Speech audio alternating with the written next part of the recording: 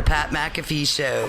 There'll be no rules for our guests, for us, for the things we can talk about. Yes, Speaking his mind I've never had a problem expressing my opinions or my thoughts or anything like that. while being relatable. I haven't had that manufactured fake-ass celebrity that a lot of people have whenever they go on those big networks. I've had a chance to really build my crew, build my following, build my audience. And ridiculous. What am I supposed to do? So I'm supposed to look at something that I can definitely afford and say, nah. Is that what I'm supposed to do? The Pat McAfee Show starts in 3, 2, 1.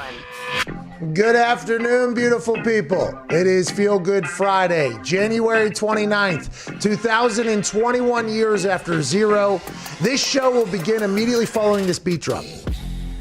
There it was. Here we go. Not a lot of news, to be honest with you.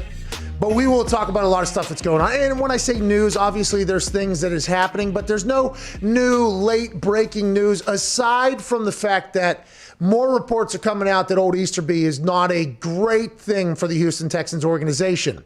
If you do recall the story of Jack Easterby, it's an amazing tale, the Jack Easterby story.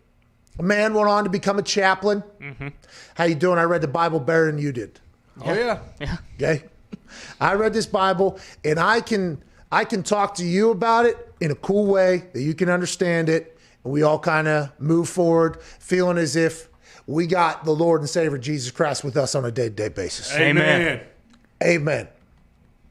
That's what Easterby did up for the New England Patriots. Okay. He dealt with the Lord and the Lord's words being transmitted to a team, which was very successful, by the way. And I would assume that the people who very much depend upon the Lord and Savior Jesus Christ saw what the Lord and Savior Jesus Christ was doing for the New England Patriots and thought if we could get the potential Jesus Christ translator from that team to our team, we're probably going to get better. Mm-hmm. Cal McNair of the Houston Texans says, give me that man of the Lord from the New England Patriots, get him down here into this building.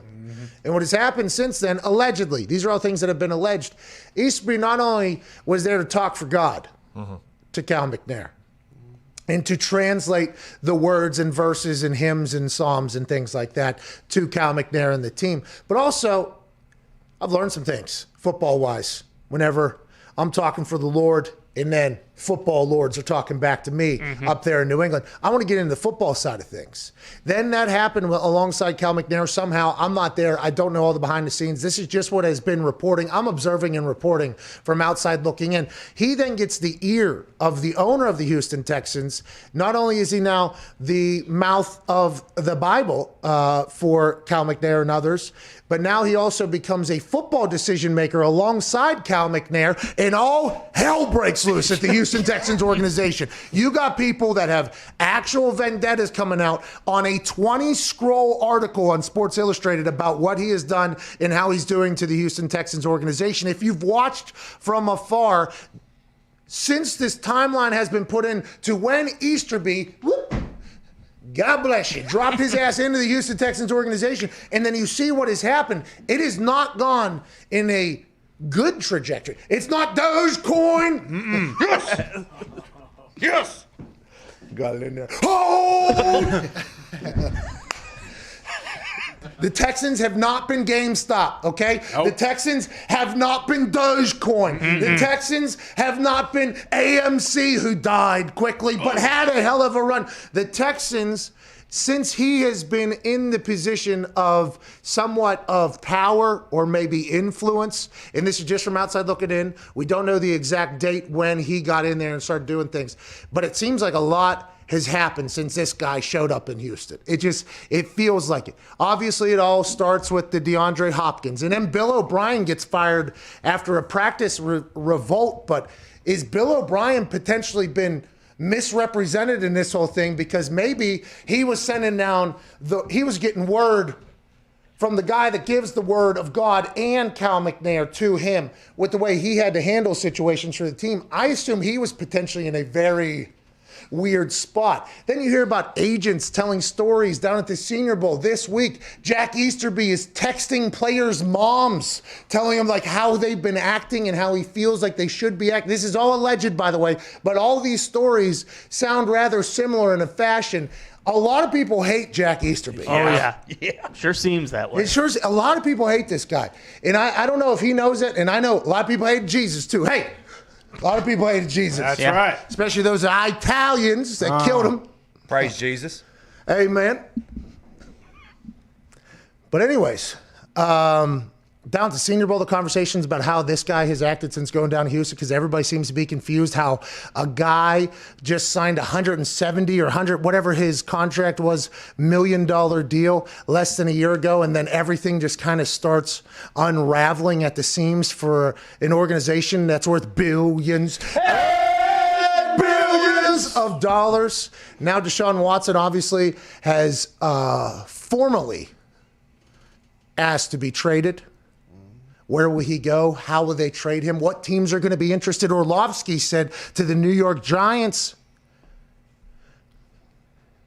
take Danny Dimes, Saquon Barkley, 3 more number 1 picks, first-round picks. So that's 5 first-round picks. Okay. The washer, the dryer, the chef. Ooh. Send them to Houston for Deshaun Watson in return. He said, if you want to take a swing, take a swing. That's how it's being talked about. There's a conversation coming out of San Francisco that the Niners and the Lions are already talking about Matt Stafford. 2 number 1s, 2 number 3s have allegedly been, this is all alleged due to Vincent Frank, at Vincent Frank NFL. The guy's got NFL in his thing. He said that the 49ers have offered 2 second-round picks and 2 third-round picks from what I've... Oh, so no number 1s. Yeah. Oh. No, I was not happy about that. 2 seconds and 2 number 3s. Yeah, add them together, though. Need a first-round pick. Yeah, you do the math. What is that? It's 10. Yeah, it's like a 1 and a 2. Yeah, if you put the 2 2s together, Yeah. you would think that those 2 will power up enough to get a double team on at least one of the ones of the first 32 picks. Right. Because Exactly. with the Lions, 2 seconds and 2/3, I mean, it doesn't matter if it's the first, second, or third. They're going to fuck up the pick anyway. Yeah, but let's remember 199's the GOAT, so you never know where you're going to find, who you're going to find. But you would think that more number 1s would be, I read this wrong earlier. I thought it was 2 number 1s and then 2 number 3s. No, it's 2 number 2s and 2 number 3s. Yeah. Hey, Colts, let's go ahead and send them. Send them a bag of balls up there. Let's go ahead and let's send a bag of balls up to Detroit. And let's go ahead and get Matty Stafford down here to Indianapolis as fast as possible. But the Niners and Matthew Stafford, deep in conversation talks, 2 second-round picks, 2 third-round picks, allegedly from Vincent Frank here. What would Deshaun Watson's asking price be? Where will they go? There's going to be a lot of players in this game. It's a wild time to be alive. And the Super Bowl's next week, by the way. Yeah. We got Super Bowl. Yeah. It's a good time to be alive. We have some breaking news. At Ty Schmidt, at Boston Connor. I know you guys have incredible things to talk about here, but we do have some breaking news at the office here in the studio, which is something that we could have never foreseen just maybe 2 months ago, this happening. But today is a massive day. Diggs has been gifted something from somebody that we would have never thought Diggs would have ever communicated with just days, maybe even weeks ago. Diggs? Pat, Oh, boy. about a month ago, I forgot that it took all of us. Yeah, you did. That's right. You did. But through that, a man was born. You were once a boy. I came out a man. Yeah, you did. That's right. Some would say a cowboy. Oh, you're talking about your regular life you lived. A COVID cowboy. Then you got COVID. Went to the COVID cave. Came out on the other side. A COVID cowboy, guns Had ablaze. the confidence to start speaking my mind. Okay. Taking shots. Okay. Okay? And then people saw the fake. I was wearing That's a Mickey Mouse hat. a Mickey Mouse fake cowboy hat. Can't believe it. Oh, no. That's not our COVID. Actually, that was our COVID cowboy. Yeah. Son of That a was our bitch. COVID cowboy. Fake ass hat. God damn. 2013 world champion, Roper. 2019 world ranked number 2, Whoa. Roper. Get on a horse, fucking rope that calf, fucking string him up. Shane Hanchy, heard of him? Of course. Yeah. Best cowboy, maybe the most cowboy Saw- going right now. Saw my issue, said we can't have you be wearing that area anymore. So he said, hey, I'm going to take care of you. What is that? Well, this is from the best hat store in Texas, Fort Worth, Texas, I believe. American Hat Company. Whoa! Look at that hat, Toad. I'm no longer fake COVID cowboy. I am a real COVID cowboy. Wow! Look at the shapes on that thing. Yeah. You know what I mean? Yeah. We got some real angles on Yeah, that. my friend. It fits perfectly. Midnight blue. Okay, I was gonna say. Like a A little rancher. hint of Congrats blue in to there. you, dude. Thank you. How about? And now we go with Doge. Now we go Doge. The what was his name? Shane Hanchy? Shane Hanchy. The. I do believe I've heard of him. I've seen his work. Hell of a roper. Been to a couple rodeos, down there. Does he know that you won't be a cowboy, 2-3 weeks from now? Well, I mean, no, probably not. But with this hat, it definitely extends it a month or so. You think we're sticking It's with it? so comfortable. Is Pat. there another season of that Kevin Costner out in Yeah, Montana? I believe it's coming out in June. Yeah. So Yeah, we're that'll just gonna make extend it to it. then. Make it to then, and we're good. Diggs was a madman at one point. Mm-hmm. Whenever he was watching Mad Men, Good look. it was a good run. He's full on cowboy now. Yeah, Let's go, Diggs. full on cowboy. Hey, I like this one. I like COVID cowboy. Me too. Great look. At Viva La Zito, Lord Zito, if you will. you, sir. Your poll today is one that I assume there's a lot of chatter about because it's really the only thing to talk about right now. It involves God, it involves an owner, and it involves a quarterback that was once called Michael Jordan of football by Dabo Swinney. Yep, today is. I wonder if he would still say that now that Trevor Lawrence is out. Oh.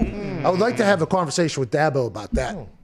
Somebody should do that. Sorry about that, though, Zito. Lord yeah. Zito, go ahead. Where will Deshaun Watson end up? A lot of controversy because I had one previously up, a poll. I ended up taking that down, putting this one up. Smart.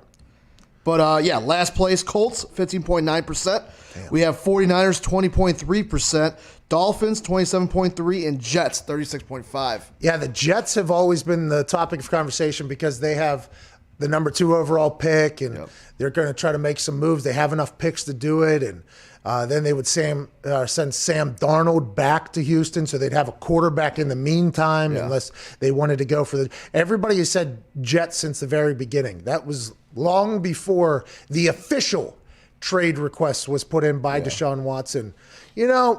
49ers, everybody's assuming that Matthew Stafford's going there. All right. Dolphins, maybe they're in play. Oh, yeah. Dolphins are definitely in play. Deshaun Watson has come out and said, I don't know if he has, but his people have allegedly said, Jesus, everything has to deal with allegedly. Allegedly has said that he's not going to force any places. And In this case. and in this particular, they're not going to force any place to be the only place he can go. He won't veto trades or whatever, because a lot of conversation was, well, if he's saying he'll only go to the Dolphins or the Jets, if you're Chris Casario, Casario. Nick Casario. Yeah. His you name's sure about Nick Casario? Yeah. Yeah. Lombardi. Yeah, Lombardi. Unfortunately, has been calling him Cesario since the beginning. I called him Chris, right? Was it me that called him Chris or somebody? I think Lombardi called him I'm Chris. sure Lombardi has called him Great with names. So that's why I. Yeah, Lombo is great with names. Yesterday on Hammer Okay, Don. so Nick Casario? Yes. Yes. I'm sorry, Paisan. Honestly, I thought I got it right. Okay, there was no offense meant there. That's on me. All right? Too many Italians. For a lot of people, that's probably one of the only Italian names they really have in their Rolodex. Casario. That's like number, I don't know, probably 95 to 100 in my life. Oh, so it's a little difficult. But him going into negotiation, if the other team knows that Deshaun's only allowing you to trade him, he wants to be traded, he's forcing a trade, and he's only allowing you to trade to one place or whatever, Lombardi said, imagine the Dolphins walking into that trade negotiation.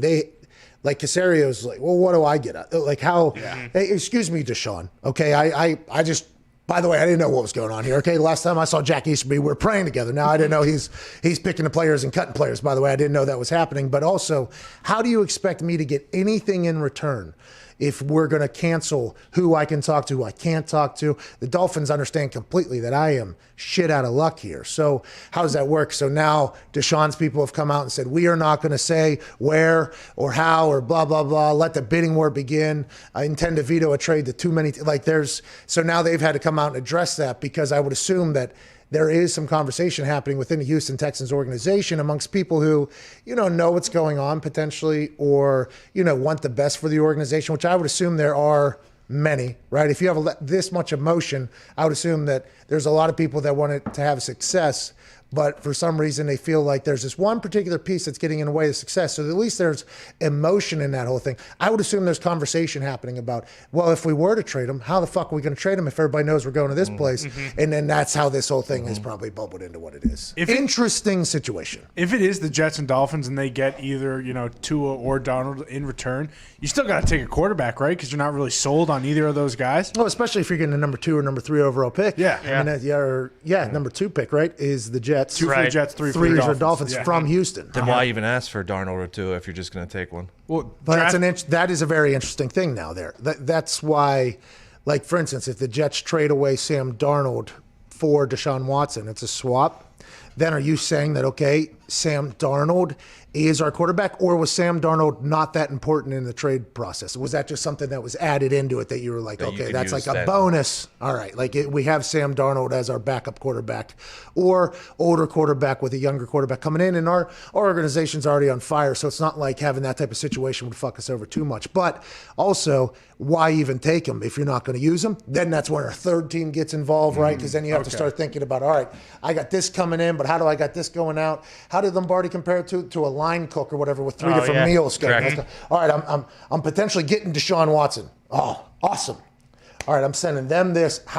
Now I got to move Sam to potentially get something back here so we can do the whole thing. There's a lot going on in a lot of places, especially if up to a third reach out about Stafford. That means you got up to a third to have some sort of thing that they also want to move. I mean, there's a lot of shit popping off. Right? Yeah, if you're the Texans who have no draft picks and you get a bunch of draft picks for Watson, and then you also get Tua or Darnold that you're just going to use to get more draft picks. Yeah. I mean, that's the start of move them on draft night too, right? Yeah. I mean, that's something you could not easily do, but it might be one. That's an NBA type trade. By Yes. the way. Yeah. Hey, listen, don't move. We don't want you. We are going to try to move you on draft night for more picks. That'd be like, this is the NFL kind of catching up to society of instant gratification and instant satisfaction. And we need to win right now. The NBA's kind of been like that, I think, because it's more player driven and players are kind of like that. Normally the old school business people are, steadfast on the whole thing. But it feels like the NFL now is in a much more, let's go get this thing now. And I think it's because social media has allowed the fan base to literally tell their exact thoughts to the owner of teams, right? And before, you might have thought, this city hate me? And then somebody around you, no, they love what you do for the city. And whenever you go to appearances, if you're an owner, they're like, thank you for what you do for our city and everything like that. Like, yeah, team isn't bad, but people seem to like me here. Now with social media, you can immediately see how pissed off people are. And by the way, those are the people you're going to see as the most pissed off people, because the people that are okay with things, they're not really going to go on Twitter and tweet about it, okay? They're just going to be, kind of come see, come saw, laissez-faire about the whole thing. But the people who hate you most, and I think whenever owners see that, it immediately makes them think, oh, we got to change this. Not everybody. I'm not saying all owners, but I think it has expedited the entire process. During an appearance on NFL's Pro Bowl Versus, which, by the way, what are those? Are those shit-talking situations? Is it similar to the rap battle versus thing? thought. So are they Are shit-talking they comparing though? highlights? They compare highlights and I guess you could say shit talking. Yeah. Last time was a lot of respect Because I know between Ramsey and I know it's Hopkins. Deshaun Watson and Vic, I believe, tonight. Well, here's this. During an appearance on NFL's Pro Bowl Versus, Ramsey made it sound like Watson will be traded to the Rams. Of course, it's not actually a done deal. It's fascinating to see how persistent he is in recruiting the Clemson product, though. Y'all know where he's going to be next year, Ramsey told Deion Sanders. Come on now. You see the basketball court. We ready to hoop, L.A. Amen. Okay, so Les Snead, who I guess has built a good football team in the past in LA, but in doing so, just completely murdered his salary cap. But made it to a Super Bowl. Didn't win, made it to a Super Bowl, but absolutely dropped bombs on his salary cap for the future because he paid everybody. Yep. It worked for that 1 year run. Now there's questions after making Goff the highest paid quarterback at one point. Is he the guy going forward? He was benched for Wolford. Yeah. Wolford. Don't let the wolf get loose. Everybody in the NFL saw that. Everybody in the NFL is looking at that. They're like, oh, you guys don't even like this guy. You're paying him this amount of money. So if they're going to try to move him, Les Snead's going to try to move Jared Goff. What do they think they're going to get in return for that? There's a lot of dead money, too, I think, with how big his contract is. Just like Carson Wentz's contract is big if they're going to move him. Now, Sirianni said, I like the roster. We got 2 good quarterbacks. It's like, well, they're going to hate each other, I think. So good luck going in there, head coach. But that whole thing about, I was on a run there, dude. Sirianni fucking got me. Nah, fuck it. Goff's contract is actually Goff. much Yes, worse unbelievably impossible to trade. It's worse than he's making basically the same as Deshaun the next couple of years. So Jalen, I love that Jalen Ramsey's like, hey, let's go. I'm sure a lot of people are. And by the way, I'm a big fan of the way Jalen Ramsey has been as a Los Angeles Ram. On the field, off the field, everything. He's been awesome out there. And I like that he's trying to recruit old Deshaun Watson out there. But the thing about it is those contracts are going to be very difficult. It's going to be a tough move. Goff is sitting there and he's watching his head coach, his GM, his star corners all be like, yeah, we don't want him here. And Baker Mayfield saw somebody tweet about it. And he's like, oh, these fans stink. It's like, what if your own locker room was like, come on, man. I mean, we just paid this guy that can't really do much. I mean, he can throw the ball, but he can't really do much else. Not Deshaun Watson. Deshaun Watson, by the way, they're running highlights of him. He is a guy that you will completely change a franchise when he goes in there. Yeah. Like the Giants, where Orlovsky said, go ahead and send 5 first-rounders down there, basically, is what he said, for him. And the washer, dryer, the whole thing like that. If you look at the Giants, I mean, Danny Dimes extended plays. Mm-hmm. But then it's like those magical plays that Deshaun makes that just don't make much sense.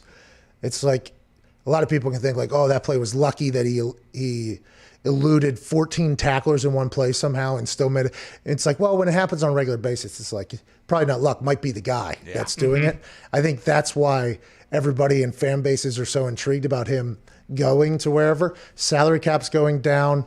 There's a lot that's going to come alongside that whole thing.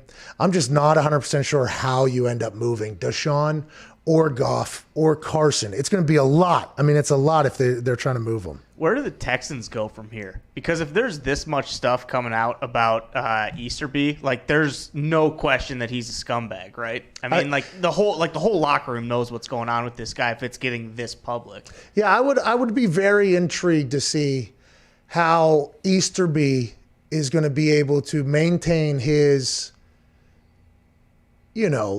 position in the building with all these bombs being dropped on him on a very regular basis. Deshaun Watson posted on Instagram from New York, asked the kids at school who ambition all the missions. Jalen Ramsey said, look like an LA man, to be honest. And then the real Joe 24, who's that? Fucking him up. Good question. Jalen Ramsey's commenting on Deshaun. Is this going to be seen as an interesting relationship between Jalen and Goff if this is not able to be traded? And does Jalen give a single damn at this point? Doesn't feel like Probably it. not. Yeah. Jalen and that defense were awesome this year. I would assume they're like, hey, if we get somebody on the offensive side, we can go on a run. I do not want to say that Jalen is not right in thinking this particular thing, okay? I'm not thinking that at all. But if it doesn't play out, how does that work out? That's awesome. I'm excited for Jalen and Goff to have to, just stare each other down and practice for what, the next 5 years they both just signed for? Mm-hmm. Yeah. Unless the Wolf gets the nod and Goff isn't even Or out there. Duck. Or Duck. Or Duck. Or Duck. They just signed Duck, and then they automatically say, what, a week later, it's going to be open competition for the quarterback position? It's like, is that a coincidence or not? Whoa. They saw what he can do. Riddle me this. Quack, quack. Quack, quack. Quack, quack. What if they just swap Goff and Deshaun? Goff, go ahead to Houston. This team don't like you. Deshaun, you go to LA. You don't like this team. Yeah. Seems like it's a win-win. Who says Who no? says no? I mean, Houston's probably going to ask for at least another, or 2 first rounders aside from just that, Well, which is such a slap in the mouth I'm for looking right now. Jared, by the way. if Goff's a man of the Lord, though, Easterby might just be fine with a clean Jared Goff. Go ahead, Diggs. The Rams do not have a first-round pick, I believe, because of Jalen Ramsey. Yeah, the Jags. Jags have their first round this year. So there's no way. Because the Texans are going to be like, this is not a straight, whoa. Listen, I understand we got a guy who doesn't know much about football or whatever, but knows a lot about the Lord calling some shots around here, all right? Mm-hmm. But we also know that, ain't equal to, So let's, What if they send him a 20-30 first rounder, 20-40 first rounder? Oh. Just start doing it. It's going to happen at some point, and I can't wait for it. In exchange for Deshaun Watson, the Los Angeles Rams are sending over Jared Goff and the 2029 first-round draft pick and 2034 first-round draft pick. Yeah, that's just on the scouting department then. They just got to start going to middle schools, seeing who's the best 6th, 7th grader out there. Well, and that's then what I'm you saying. have your future. In 2034, that draft class is going to stink, dude. Yeah, That's why man. trade that away. If you're the Rams, go ahead and trade that away. risk. Soft class. Soft class. That 2034 class? Actually, they might be. Yeah. Turn it around. They might be the flip side. Turn it around. Yeah, they're on the Dogecoin right now. Yeah, they are. They're out here swinging for the fences as 12-year-olds and 13-year-olds. There's teenagers literally trading for Dogecoin right now, asking their parents for money so they can get in on the Dogecoin game. They should. These young entrepreneurs are going to take over. But with that being said, I think the football class is going to be bad 2034. So It's possible, but who knows? I mean, if they adopt that same hold the line philosophy as they do with the markets, I mean, you might have some God, dude. great A offensive lot of offensive linemen, yeah. Warriors. we have to get to a break. Daniel Jeremiah was 3.5 minutes ago. Shit. Oh, shoot. I don't have my ear things on because my ear thing started the thing. That's right. And now I can't hear anybody from the back room, though. There's pros and cons. Risk assessment. That's life, baby. Sure. It happens. I mean, it's very inconvenient for Daniel Jeremiah, who's supposed to be on 4 minutes ago. We apologize for that. He'll be joining us on the other side from the Senior Bowl, I believe, or he's at the Senior Bowl. I believe so. So what's the Senior Bowl? Who are they talking about? How's Easterby getting so much heat down there? Yeah. What have you heard, Daniel Jeremiah? Can't wait to chat with him on the other side. This is the Pat McAfee Show, Sirius XM, Channel 82, Mad Dog Sports Radio. Last night I was roaming around Canal and Bourbon, and there was a lot of purple. And when you get in that Mercedes-Benz Dome, and it starts getting loud and it gets rompous, obviously, not only for momentum and swings like that it can help, but for the defensive line to get a jump. I think that is a big deal. A lot of freak athletes on the field, and kickers are a spectacle no matter what happens. Whenever you're in those high-pressure moments, you normally fall back on your fundamentals. You normally fall back on your technique. You try to take your brain out of it. Cade York hits a beautiful ball.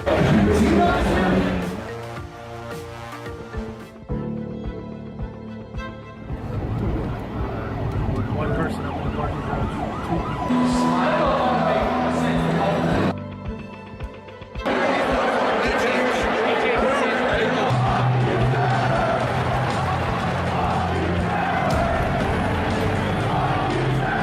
And think about him warming up right now. There's just 3 dudes in suits breaking down every single move he makes during his warm-up.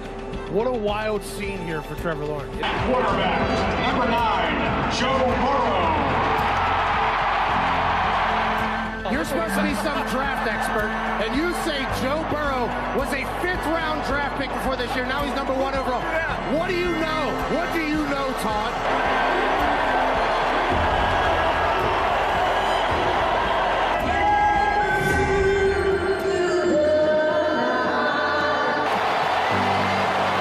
Tim, you are so handsome, it's ridiculous. What do you think has been happening in this first quarter? Why has Joe Burrow been stumped by this Clemson defense? I think Brent Venables is the best DC in the country, and it's honestly not a shock to me. He did this to Tua last year. Odell Beckham just stopped by. Odell's very excited. Odell's happy with the 52-yard attempt coming from the kid from Clemson. I've seen Odell make this with a spinning ball. And BT Potter puts it through from 52 in hotels. Not in your face. It wasn't in your face. It wasn't in your face. You weren't looking at it. That's a career high for BT Potter. Bro, imagine Joe Burrow just having to stand in there and know that Isaiah Simmons is scot-free right in your suckle. That's a bad call. No chance Alberto Riveron would turn that over. He was in the Buccos organization.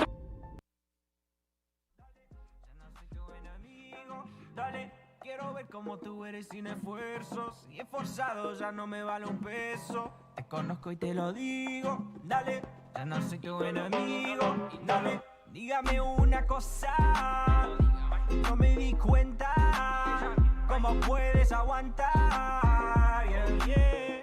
Cómo comprender, cómo puede ser, ey, cómo puede hacerte entender, cómo puede ser. Don't even me da pena. Tiene vergüenza y se frena. La verdad que no eres así, Tell me this again, ¿cómo puede ir? Se revela, baila con frenesí. Tell me this again, ¿cómo puede ir? La verdad que no eres así, Tell me this again, ¿cómo puede ir? Don't even me da pena. Tiene vergüenza y se frena. La verdad que no eres así, Tell me this again, ¿cómo puede ir? Se revela, baila con frenesí. Tell me this again, ¿cómo puede ir?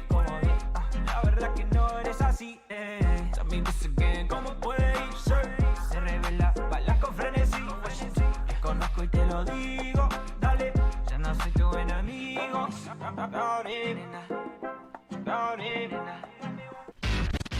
You do not talk about Pat McAfee. Do not talk about Pat McAfee. One fight at a time, fellas. The Pat McAfee Show. That's right. Oh, yeah. The COVID Cowboy even gets down to this one a little bit. Welcome back. This is Marty Vicks. Song's called Manaki. Ooh. Manaki. Is that Spanish? Manaki? Sounds like it for me. Sounds like it. Maniqui. Maniki. Maybe.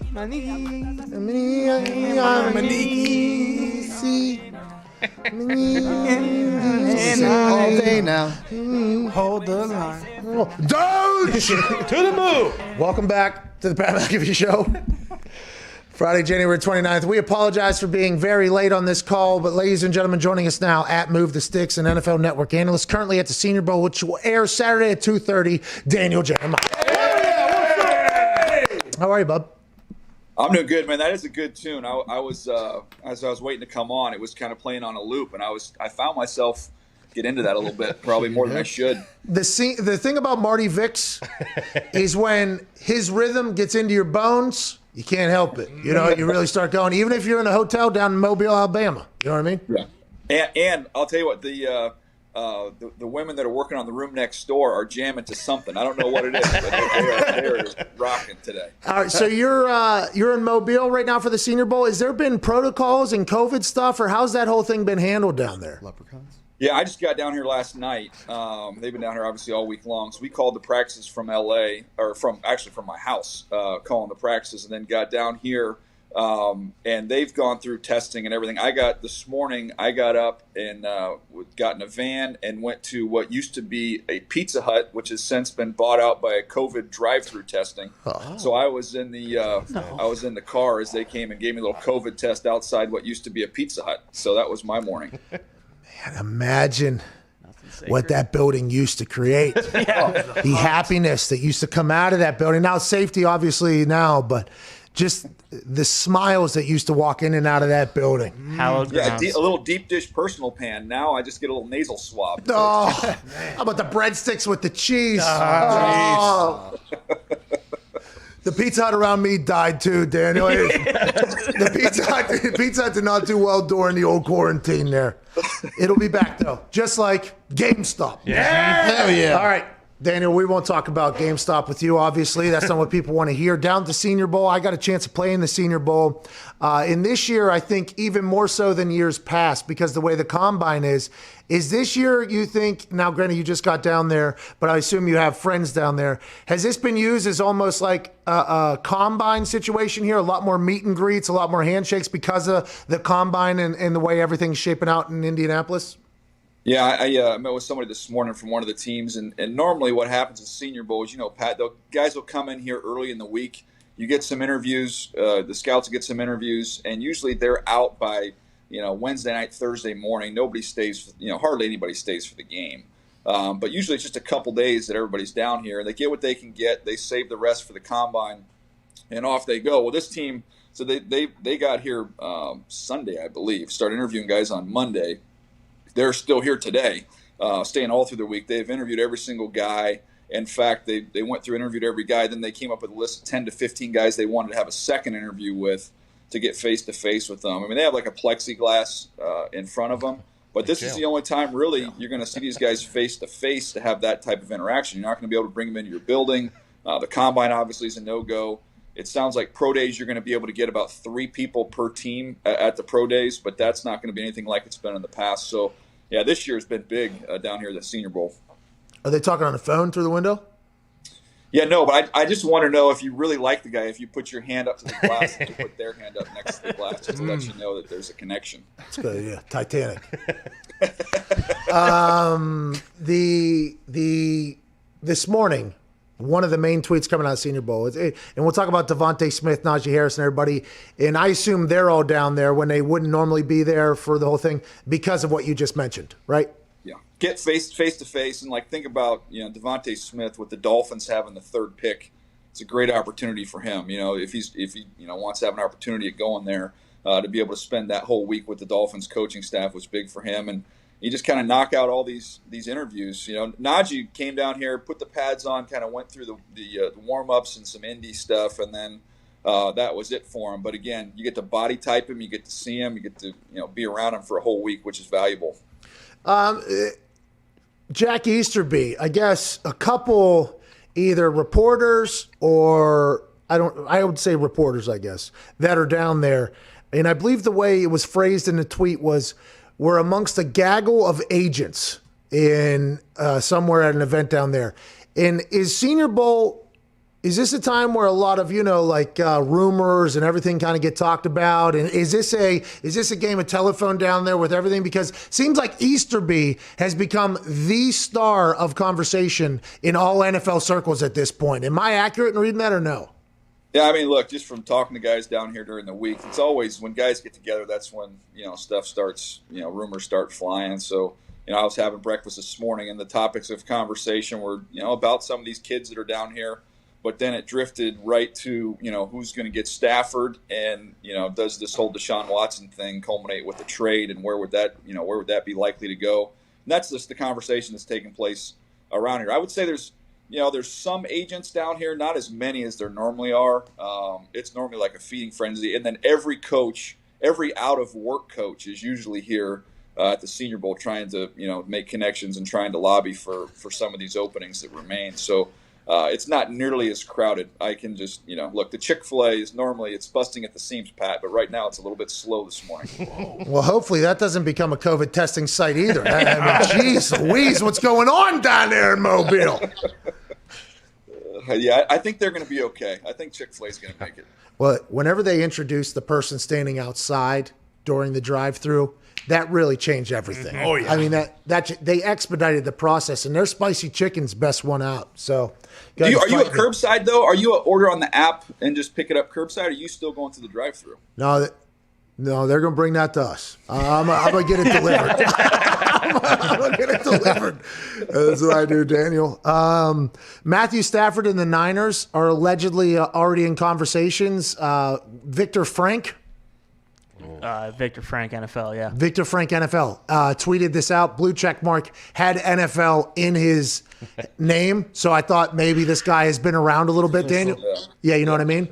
He said that the 49ers and the Lions have been talking trade through the night. Holmes wants it done quick, any team. 49ers offered 2 second-round picks and 2 third-round picks from what I know. From what you're hearing, is there no first-rounders you think that are going to be needed for Stafford? And are these teams, now that we're at the Senior Bowl and you just talked about Miami Dolphins, everybody thinks like Deshaun Watson and Stafford, the people that are interested are all the people, Jets. Jacksonville even came up in conversation for Deshaun Watson because Urban did an interview with Dan Patrick today actually and said the one recruit that got away was Deshaun Watson. It's like, whoa. Okay, in the middle of all this saying that too.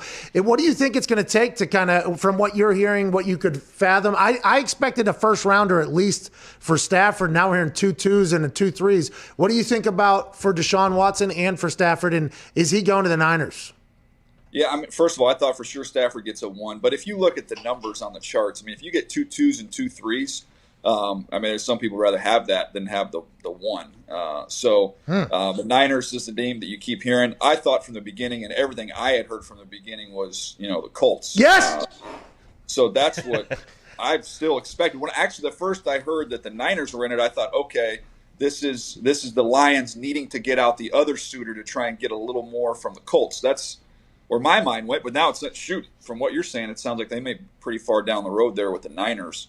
But that's kind of where I expected Stafford to go. And then with Deshaun, I mean, 3 1s is kind of the beginning of the conversation. You start with 3 1s and then probably some sugar, whether that's some other players or picks or what have you. It's some kind of combination of that. Some people have said it would take 4, but to me, you look at where you are in the draft. If you look at the Jets, where you are at 2, and you look at number 3 with Miami, they've got a chance to get the quarterback right there.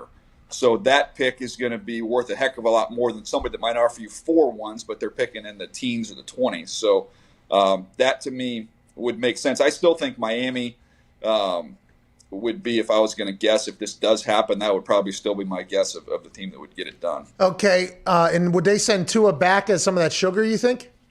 Yeah, that depends on if he's somebody that they really, really want. I know it's been out there. People say, the Patriots like Tua, but that doesn't mean that Nick Caserio liked him. I mean, you don't know what his individual opinion was on it. So I think that's TBD. To me, I would rather probably, if I'm picking 2 or 3, I think I'd want to start with my fresh guy, get my guy, and off I go. Caserio? Yeah. Huh. Disappointed, boys. Come on. That's Soft TV. C. That's TV. That's TV. Yeah. Caserio, I thought it was.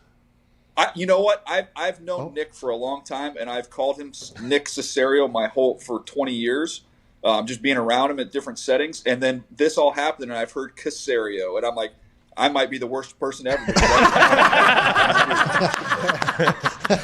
All right, for knowing him for 20 years, do you think he had any idea what he was signing up for when he got dropped in the middle of this Houston mess? I don't know him that well.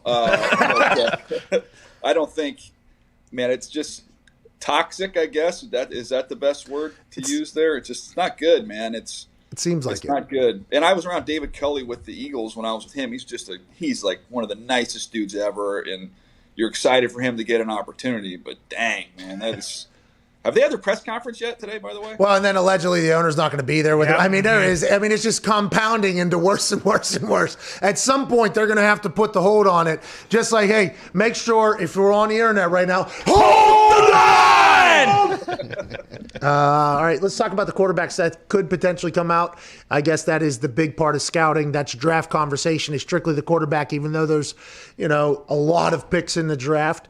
This one, it seems now if you go with the success of the wide receivers from the last rookie class, you can expect that there's probably going to be successful wide receivers this year with the way the offense has kind of moved. But the quarterback conversation is one that has been very interesting, right? Trevor Lawrence, obviously, Justin Fields, Mac Jones, Zach Wilson, Trey Lance. Is there anybody else? And how is Trevor Lawrence way up here and everybody else kind of fallen in place? And who is kind of, you think, kind of become the leader in the conversation, at least the bullshit conversation that you're potentially hearing right now down at the Senior Bowl? Yeah, I mean, look, there's going to be 4, I think, end up going in the top 10, Pat. For sure in the top 15, you're going to see 4 of these guys go. Trevor is if you talk to just about everybody. Oh, is that Trevor? Oh. Was that Trevor? Who was that? Was that maybe, was that Caserio? That was our researcher who's supposed to be bringing over my board. He's the best. Shout out to Chris. Look, to me, Trevor's the number one guy. You talk to everybody in the league, I have yet to talk to one person who doesn't view him as the best of this bunch. So he's number one, and then you start getting variance right after number one. I think Zach Wilson, if you just go off what you saw this year, I thought he was kind of clearly defined as the number two guy with how he played. And I know people will bang on BYU's schedule and this, that, and the other. Dude, the throws he's making, I don't care who you're playing with or against, like those are legit NFL throws. So he's number two for me. And then you get into the discussion of Fields and Lance. Lance, we only got to see one game this year at North Dakota State. But he's built like a tank. He's an outstanding decision maker. He can make every throw. He's going to need time. He's only started 17 games in college there at North Dakota State. But I think Fields is going to need a little time as well. Fields has just got to pick up the clock has got to speed up for him a little bit. And that's just being a little bit more urgent with what he does. But he's got all the ability too. So those two guys I think are big upside plays. I think for me, Wilson's in that number two spot, but you'll get some different answers from different people around the league. Mac Jones, what, third, fourth rounder? Whoa. Well, Mac Jones to me is the fifth. He's like outside that. I can't see him going in the top 15. I know that's been discussed, but normally you take a quarterback in the top 15, he's got to have kind of one special attribute, and I don't think he does. I think he's just kind of a steady Eddie, solid player who's kind of a tweener, late one, early two type guy. I don't think Mac Jones just deserved what you just said. Wow. What do you have, Ty? Daniel, you just mentioned Trey Lance. Do you think any teams are kind of worried about him seeing what's going on with Carson Wentz in Philadelphia? I mean, obviously they're two different guys, but... No, I don't think so. I think that you take the good things you got excited about Carson, which was the offense he came out of, which was going to help him be ready to play early, which Carson did and did pretty well. He did. The thing, all the dynamics with Carson have just changed over the last year, and I think they're different people in terms of how they're handling. You would handle different situations. So I don't think that will stick to him at all. And I think, look, the opinion of Carson Wentz and a lot of the media is totally different than when you talk to people in the league. I've talked to several general managers. Like, you think they would really trade him? We would be in on that. No, I swear to you, I don't think he's getting traded, guys. It is a rehabilitation thing. It is not a move on thing. Nick Sirianni said that he likes his roster. Give me these two quarterbacks that allegedly hate each other from last year, and let's go to battle out here, dude. Let's do that thing. What do you got, Connor? Yeah, Dan. Aside from the quarterbacks, is there one position group that's just loaded with dudes? Yeah, receivers again. I mean, every high school in the country that are playing football has got 4 and 5 wide receivers on the field. You see it in college, and now it's just trickled all the way up to the NFL, where I think every year we're going to have just a boatload of good wide receivers. So we've got another year of those this year. I think offensive tackle, there's not like there's not a Jonathan Ogden or a Joe Thomas type guy in this draft, but there's a ton of depth. So I think you're going to be able to see, you'll see a bunch of tackles go in round 1. And I think you'll see a bunch more there in round 2. So those are two pretty deep positions. Defensive line-wise, there's some depth, but again, no star power. Joe Thomas said it's time for Andrew Luck to come out of retirement and come back to the Colts. Have you talked to Andrew at all, by the way? How's he doing? No, I have no idea. I've heard it's good. I don't know if he talks to. Hasselbeck told me. Oh, is that him? Whoa! Is that Luck? That was the travel department. We're trying to get a flight change on the way home. He's great too. Hi, Wendy. Hi, Wendy. Shout out. Let's make sure it's safe, though, okay? Let's have proper social distancing on the plane. Even though we're all breathing the same air, that's getting filtered up there. Stay out of my space. This is the first time I've flown in a while coming out here. So I literally, I'm getting ready to get on the plane. So this guy is kind of disheveled, hairy, a little overweight. He drops his coffee, kind of a mess, right? Spills coffee all over the concourse. I'm like, this guy doesn't really have his stuff together. But and I've been fortunate that I've got a nice seat up front, so I'm 2B. I'm in 2B. So they go, board, let's go group 1. And so I see this guy, and I'm just like, what are the odds, So he goes through, first one through. All right, sir, you're in 2A. I'm like, no. He's in 2A. So I got to wait. I'm not getting on now. I'm going to let the whole plane get on. Bingo. So then I get on. I'm the aisle. He's sitting in my seat. with his dog, which I didn't even realize the first time I saw him, and his little dog carrier sitting in the other seat. And I'm like, sir, that's my seat right here. He goes, no, it's not my seat. And then the flight attendant's like, sir, it's not your seat. You scoot over. So he gets up, right? My wife's armed me with so many wipes, like I could wipe down the whole plane. So he gets up. He's already apparently consumed a whole meal because there's crumbs all over. So I've got my wipes. I'm just like doing surgery on this thing. He's got his overnight, or what do you call it? I call it the makeup bag, right? Travel bag, kit. yeah. He's got the shaving kit tucked in the seat in front of him. I'm like, sir, can you get that thing? So he gets that thing out. So that's how it starts. Then I pull out my iPad to start watching Senior Bowl practices because I missed, want to watch the day. And I got my headphones on. Headphones on are universal airplane language for we're good. We're not doing anything here. Nope. Tap, tap, tap, tap, tap. What are you watching? Are you a player? No, sir. So it's 50 questions. So then that goes in the bag. I'm going to fake sleep for the rest of the flight. Head back. Nudges me. Got to go to the bathroom 15 minutes later. So then I go back. He gets back in, sits back down. I go back, fake sleep again. 10 minutes later, nudges me. He goes, you can't hear my dog, can you? I go, sir, I have headphones on. I can't hear anything. He goes, well, he's a quiet dog. He's a good dog. He's a rescue dog. And then he proceeded to tell me the whole story. That was my flight. Hey, I'm happy that guy chose to adopt and not shop, but it feels like every other decision this human has made is probably a bad one. Oh, man, a nightmare travel story always scratches me where I am. Dude, I had a guy cutting his fucking toenails in the seat.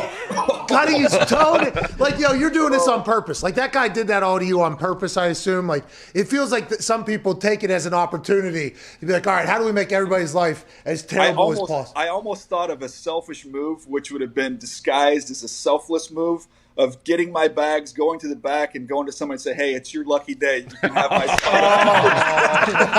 stuff. Do we have any nurses? Yeah. Frontline workers. I would like to say thank you.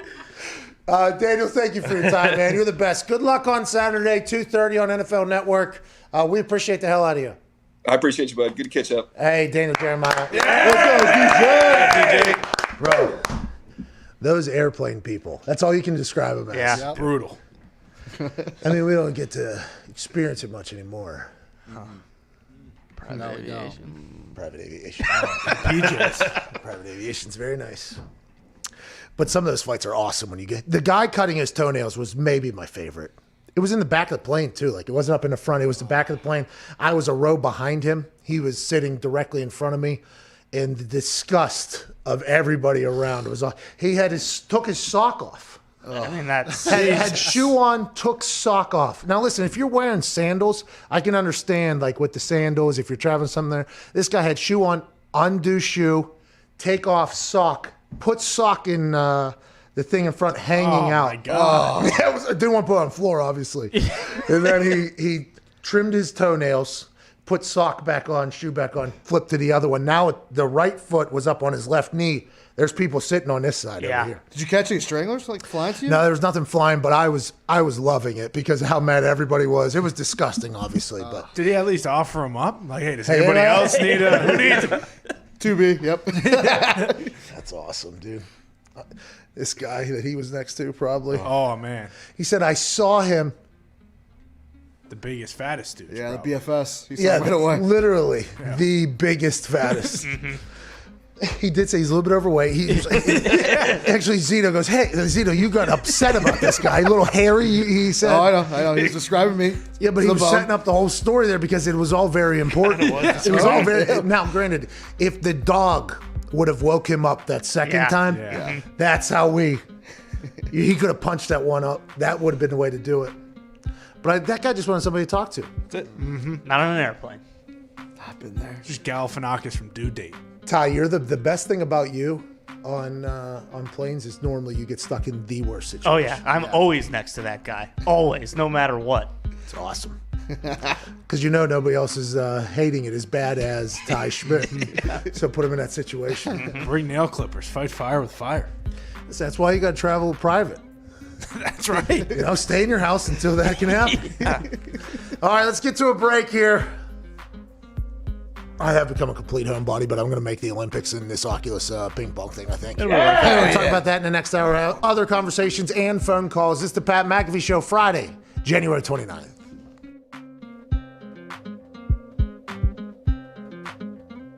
He's saying don't go off the top, it's too shallow. See that belt buckle? All you're going to hear this stadium do is they put the big paw up, they start shaking it, they go, whoa. Hey, look, things are going good, Mason.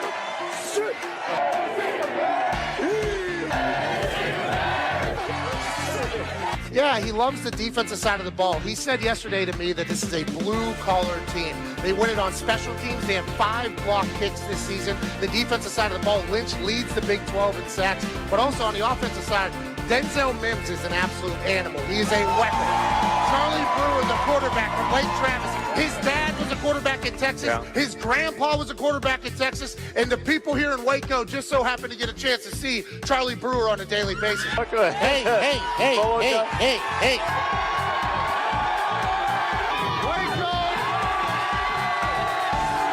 Yeah, Boomer here is going to mean a little bit different than what it means on the internet currently. And hopefully here in Baylor, they hope they're not hearing a lot of Boomer sooner. Everybody wants to be a punter, including quarterbacks. If I was a quarterback, I'd want to be a punter as well. 0 yards on that punt. That's an embarrassing situation. The Dak dance that gets on national television has led to a lot of losses, but you got to respect the hips being able What sign am I going to make for College Game Day? Well, I want to make something creative. I want to make something fun. No, to hell with it. I don't like OU. It's so thick. Look how thick that thing is. That's years and years of patience. You're headed right for the boat. Right now? Okay, let's do it. We are out here on the Brazos River, which you can take a boat to the game. One of the only stadiums in the country that you can do that. It's beautiful out here. A lot of people would say, this is the last time I'm going to be on game day. The last time I allegedly did what I'm about to do, I ended up in a jail cell. Let's go!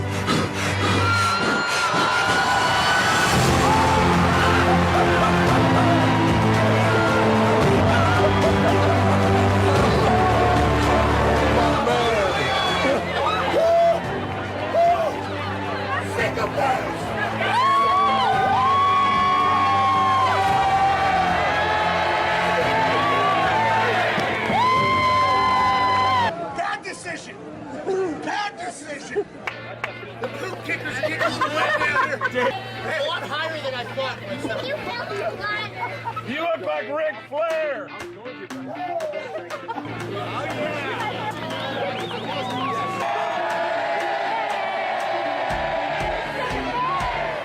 That was a sellout, by the way. That was beautiful. Do we have any other shirts? Yeah, hold on. You need to go get changed before you get sick. Great work, Russia. I'm actually not that cold. Hey, I went for it. My chest hurts.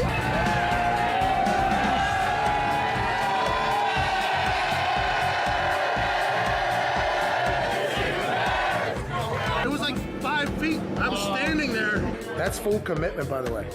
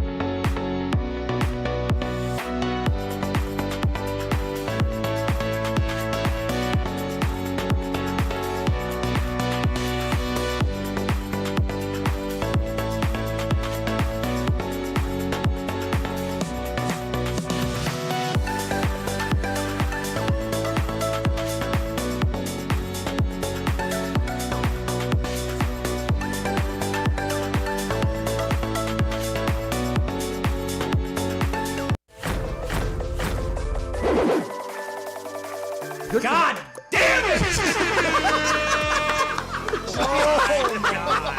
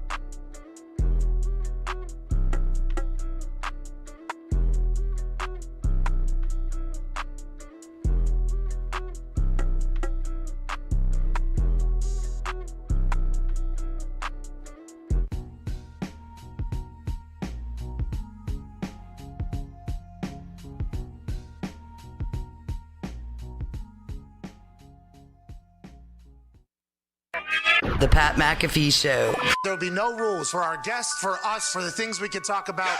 Speaking his mind I've never had a problem expressing my opinions or my thoughts or anything like that. while being relatable. I haven't had that manufactured fake-ass celebrity that a lot of people have whenever they go on those big networks. I've had a chance to really build my crew, build my following, build my audience. And ridiculous. What am I supposed to do? So I'm supposed to look at something that I can definitely afford and say, nah. Is that what I'm supposed to do? The Pat McAfee Show starts in 3, 2, 1. Welcome back to that show. Ariel Helwani will be joining us in about 33 minutes. So you got 33 minutes until you got to find something to do. Get it? Just got done chatting with Daniel Jeremiah at Move the Sticks, NFL Network analyst. He will be calling the Senior Bowl this Saturday at 2:30. He's down there in Mobile, Alabama. Say, yeah. Yeah. That leprechaun fucking did some damage on the internet. It's a whistle. The Senior Bowl, not normal. They know I ride the internet. Anyways, the Senior Bowl, normally not as important as it is this year. Now, a lot of hearsay and drama and controversy is talked about down at the Senior Bowl. That's why Easterby's name has made it out of some people's mouths to see, the trades with Deshaun and Stafford and Carson and Jalen potentially. There's a lot. But this year, because there's no combine happening per se. Now, I do believe everybody will be able to cut up a highlight reel and send it to the GMs and everything like that, and pro days will happen. But the Senior Bowl is being treated almost as if it was the combine. He said one team is doing second interviews with players at this point already, treating it exactly as if it was a combine. Seems like a smart idea. I would not be watching the game. That game will probably stink. Probably. I played in it. How was it? Well, I've watched a lot of football at the position that I played. Oh, yeah? Mm-hmm. That game stunk. Okay. Who's the MVP? Pat White. He was good. But then they didn't play him the whole game. Oh. Because there's numerous couple other quarterbacks. guys, yeah. It's like Pro Bowls, like when you get to the fourth quarter, when it really matters, when bonuses are on the line, you have your worst players on the field. And you start looking around the locker room, you're like, or look around the sidelines, like, hey, JJ, can you get your fucking ass back out there? Like, it's $40,000 and we win this game. Yeah, I'll do it. All right, well, go. Get in. Listen, I'm not going to be able to change the outcome of this game. I would like $40,000. That's a lot more money that I could potentially take into this offseason. Could you potentially get your ass back out there? I'd go do it. Go force a fumble, dude. So I go down to Andrew Luck. Okay. This happened, by the way. Yeah. If the story sounds like I'm like recalling it, it's because I am. We had a quarterback in the fourth quarter. We needed a drive. Mm-hmm. Who's this? I'm not saying his name. He doesn't deserve it. Okay, Andy Dalton. Okay, it was Andy Dalton. He did not deserve what you guys just did to him. No, he didn't, but this is the Pro Bowl. This is all. We needed a drive. Okay, we were about to lose. Andrew standing on the sideline. I go to Andrew. I go, hey, come on. $40,000. Let's get a dub here. You know what I mean? And Andrew's like, I can't do that, Pat. He's like, I can't do. Andrew is basically like, I would look like the worst human ever if I just jogged out there and did that. Basically, he was talking to me as if I was like an idiot. Like, hey, that can't happen or whatever. So then I go to JJ. I go, JJ, hey, you go play tight end out there? We'll get you out there. And I said, I was just talking to Andrew. And he was like, if Andrew does it, I'll do it. I was like, all right, now we're talking. So I go over to Pouncey. I go over to Mike Pouncey. I go, hey, you go back out there, $40,000. He said, hey, you get those guys to do it, I'll do it. I didn't get anyone to do it. We lost. But I was over there really rallying. I mean, I was really trying to get them back out there. And by the way, I didn't have a good game either. So it's not like anybody, I'm not talking about anybody having a good game. I'm talking about normally in the fourth quarter when it really matters in these All-Star games, it's not the first string is already out. Yeah. They started the game. Hey, here's the starters for the woo. Now they do. All right, now, hey, guys, sit down. Here's second string. Here's third string. Here's fourth string. Here, there was two alternates. Here's sixth string.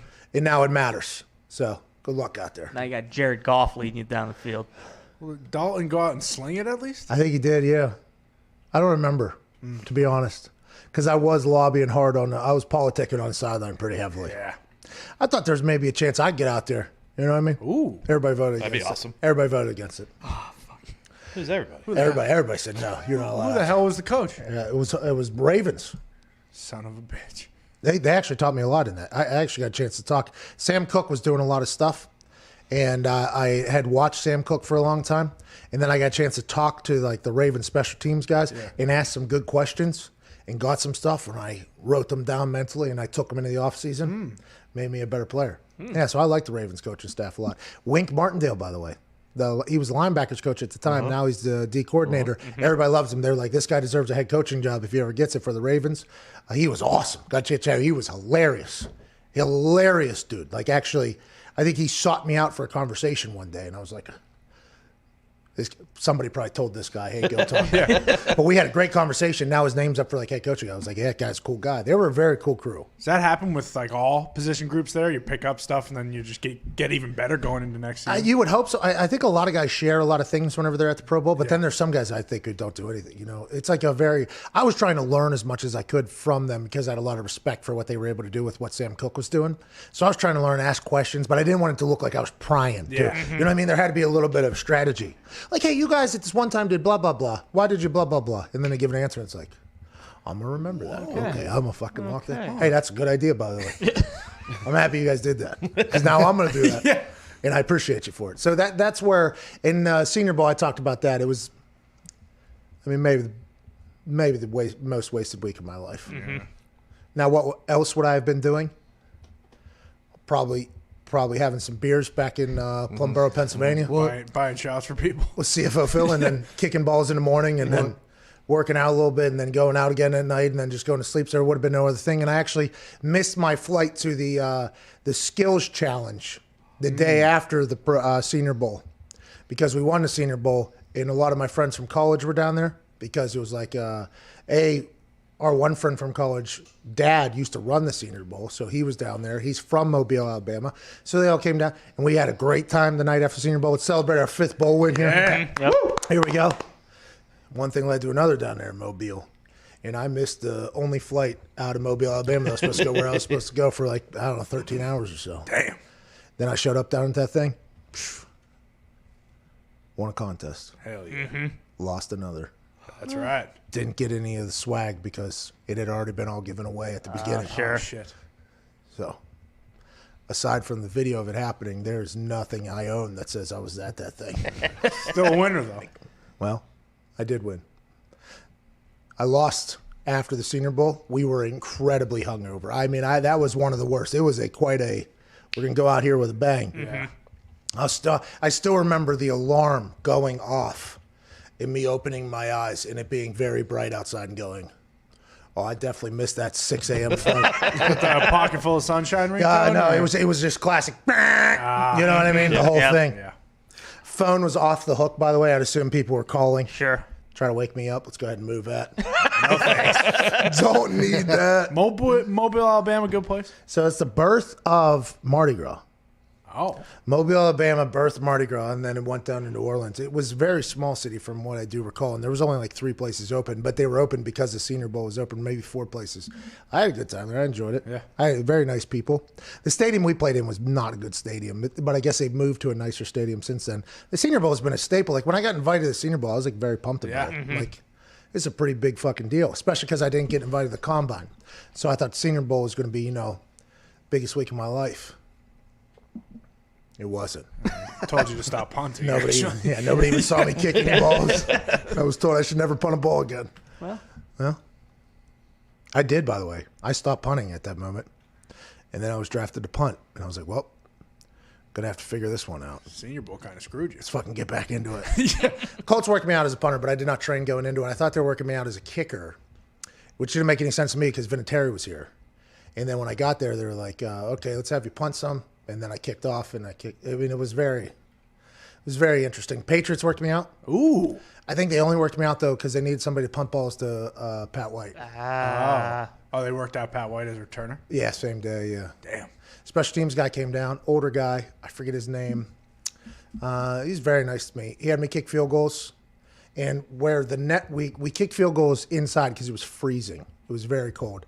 We kicked field goals inside. And where the uprights was on a net on the back of the field. Yeah. And it was like 3.5 yards behind the back of the end zone, right? So wherever I was kicking from, if it hit the net high enough where the uprights were on the net, you got to add 3 to 4 yards on that. I remember hitting a bomb, and I think it's Scotty I think his name was, I forget who he was. He was very nice to me. I remember hitting a bomb, him saying the yardage I was standing at, and I was like, no, actually 68 because it's not on the thing or whatever. He's like, oh, is that right? And I was like, well, I didn't want to talk about it. And then I go outside and I punt. Pat White's catching it, and then they leave. I never heard anything. I was like, oh, they just wanted me to punt to Pat and make maybe a little research. Wonder what Ernie Adams was saying while that was going on. Because probably- he had eyes on it. Yeah, he for probably sure. was up there. He had a drone flying over. How you doing? Keep it moving.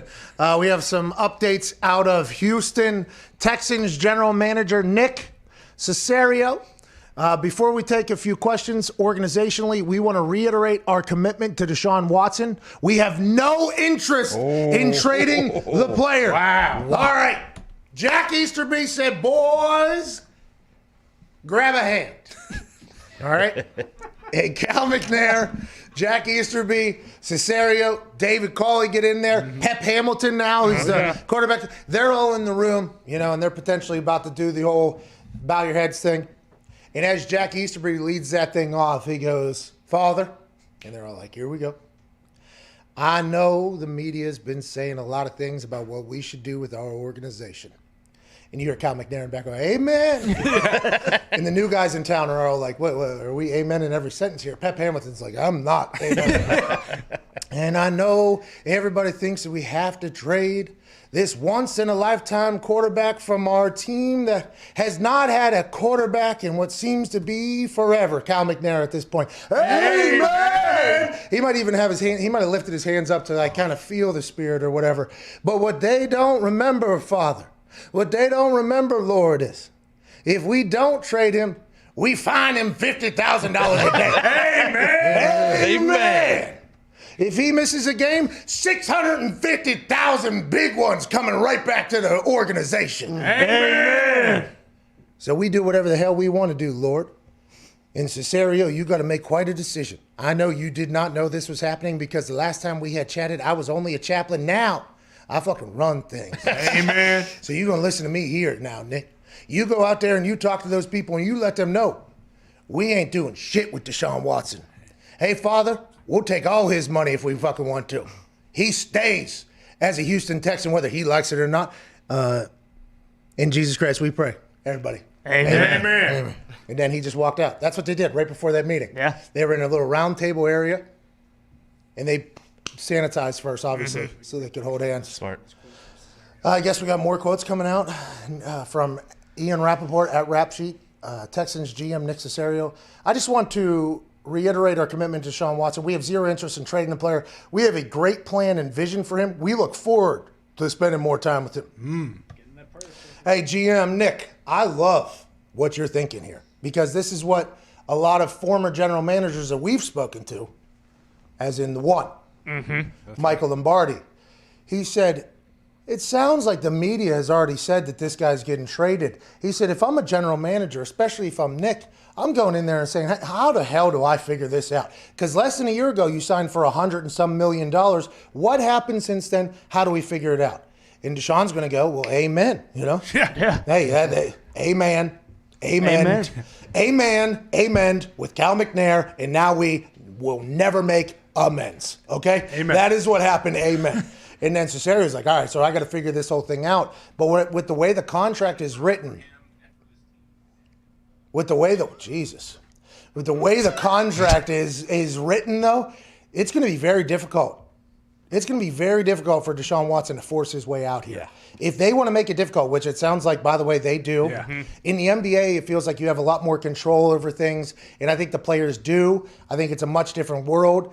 In the NFL, they seem, in this contract, with the way the CBA was agreed to just a year ago or whatever, it's going to cost him a lot of money.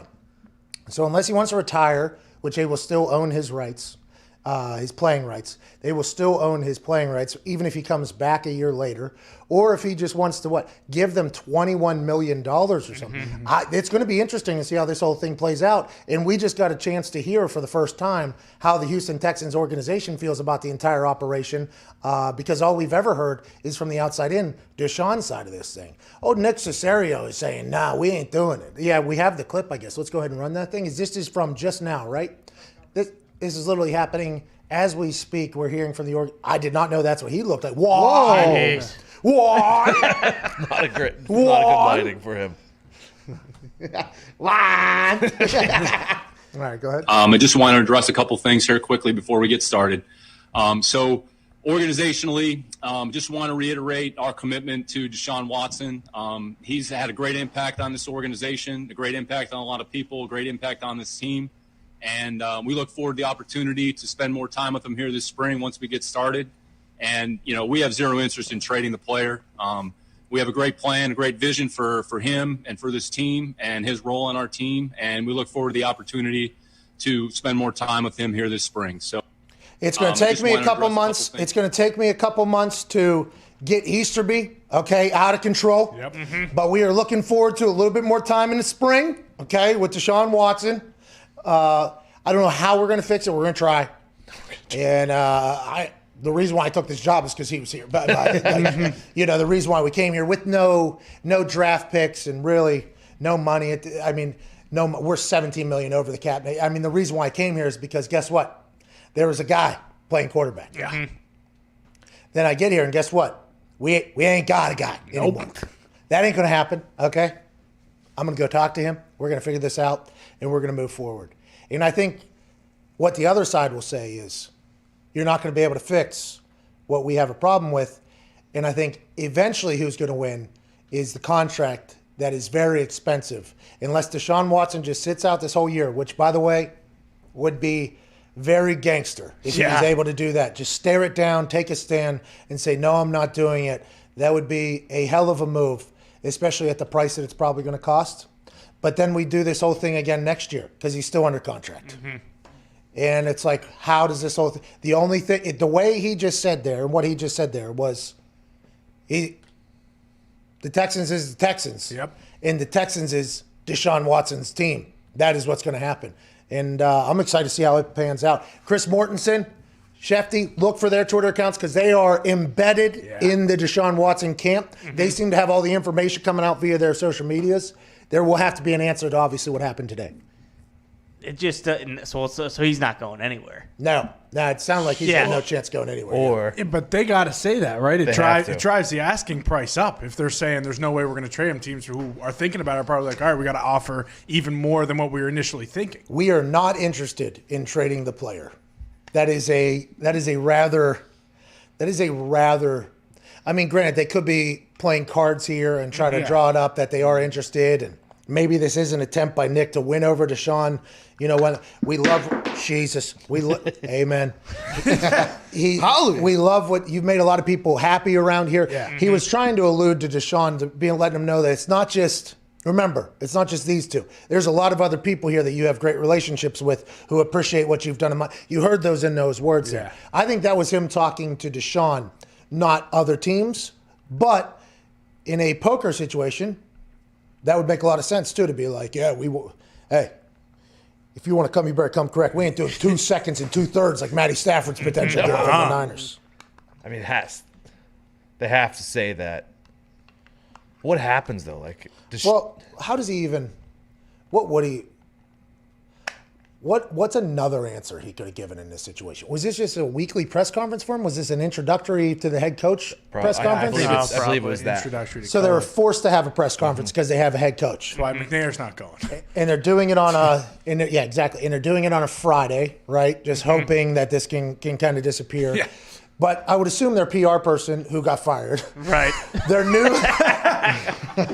I would assume their new PR person, Jack Easterby, knew that he was going to have to talk about Deshaun Watson. So I assume they ran through a couple different strategies for this press conference. How do we win the press conference? How do we not, how how do we not lose this press conference here? Because people are going to ask about, the head coach, congrats, let's talk to him. But every question is going to be about one thing. We have to address it. How do we do it? We are in conversations with Deshaun and his team, and we are excited to see how it evolves and everything like that. That's one particular avenue they could have went down. Instead, they went down we are not interested in even trading this player. I think that was them talking to Deshaun. Okay. That's what I think personally, right?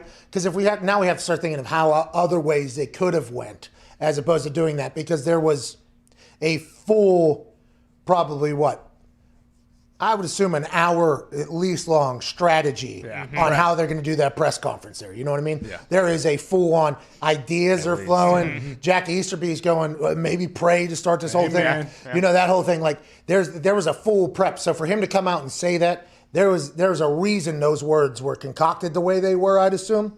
And now it's like, will Deshaun Watson answer? Look for Chris Mortensen to get out there and be like, Deshaun understands, per source. Deshaun understands, per source. Yeah. Deshaun and his team understand, and we've never said that this was about Nick Cesario. We've always said this is bigger things. Don't know how it's going to go. And then the whole conversation is going to revolve around, is he $21 million? That's how much money they can take away from him if he doesn't show up. It's a wild time to be a Houston Texan fan, I'd assume. Yeah. Are we happy or are we not? Do we got a guy? Do we not got a guy? Do we even care about a guy because we got a guy who talks to the guy? And no one's winning more in this situation than Billy O'Stooge. I mean, no wonder he was giving himself all these jobs. If Easterby was the one who was going to be picking, who was doing everything. Who's going to be the general manager? Easterby? I'll do it. Fucking put it. Who's going to be the head contract negotiator? I'll do it. JJ Watt goes, I'm tired of what's going on around here, Bill. And Bill's like, me too. Yeah. Are you kidding me, dude? Knock me out and let me get fired. Please get me out of here. You said David Cawley's on. What's he saying? He's on just now. He just said that he was just asked about the Deshaun Watson situation. If he knew that while he was interviewing, he said, look, all I knew is that when I was interviewing for this job is that Deshaun Watson is a Houston Texan. I want him to remain a Houston Texan and remain our quarterback. Yeah, so that's they're all pushing. That whole thing is, how do we win back Deshaun Watson's want to be here, especially because they're going to be trying to build a culture there. Yeah. Right? New GM, new head coach. They're going to be trying to build a culture. And this has not been, an exact great, if you're building a foundation on sand, that's a problem. Yes, right. This feels like a little bit of a beachy start here on this foundation for this new. But then if they get Deshaun back in there and they kind of say, we can get through anything, okay? We've been able to do this. You can kind of flip this whole thing. What's that, Gumpy? They still have no picks and no money under the cap, even if they keep Deshaun. I don't get how you sell it to him that this is going to be a good football team. Hey, you know what? Deshaun, I want to tell you this. The previous administration, who's still here, by the way, they're just praying right now. Mm-hmm. They spent money on, everything. Mm-hmm. Oh, yeah. All right, we traded a lot of things away. They did the decisions here. So it's going to be tough for us to win, but that's not your fault, okay? No. You're going to have the highest completion percentage maybe in NFL history and lead the league in passer yards and everything. And you're going to lose 12 games. And guess what? We're running it back next year. You're going to do the same thing. How about Sorry, pal. Don't I tell you?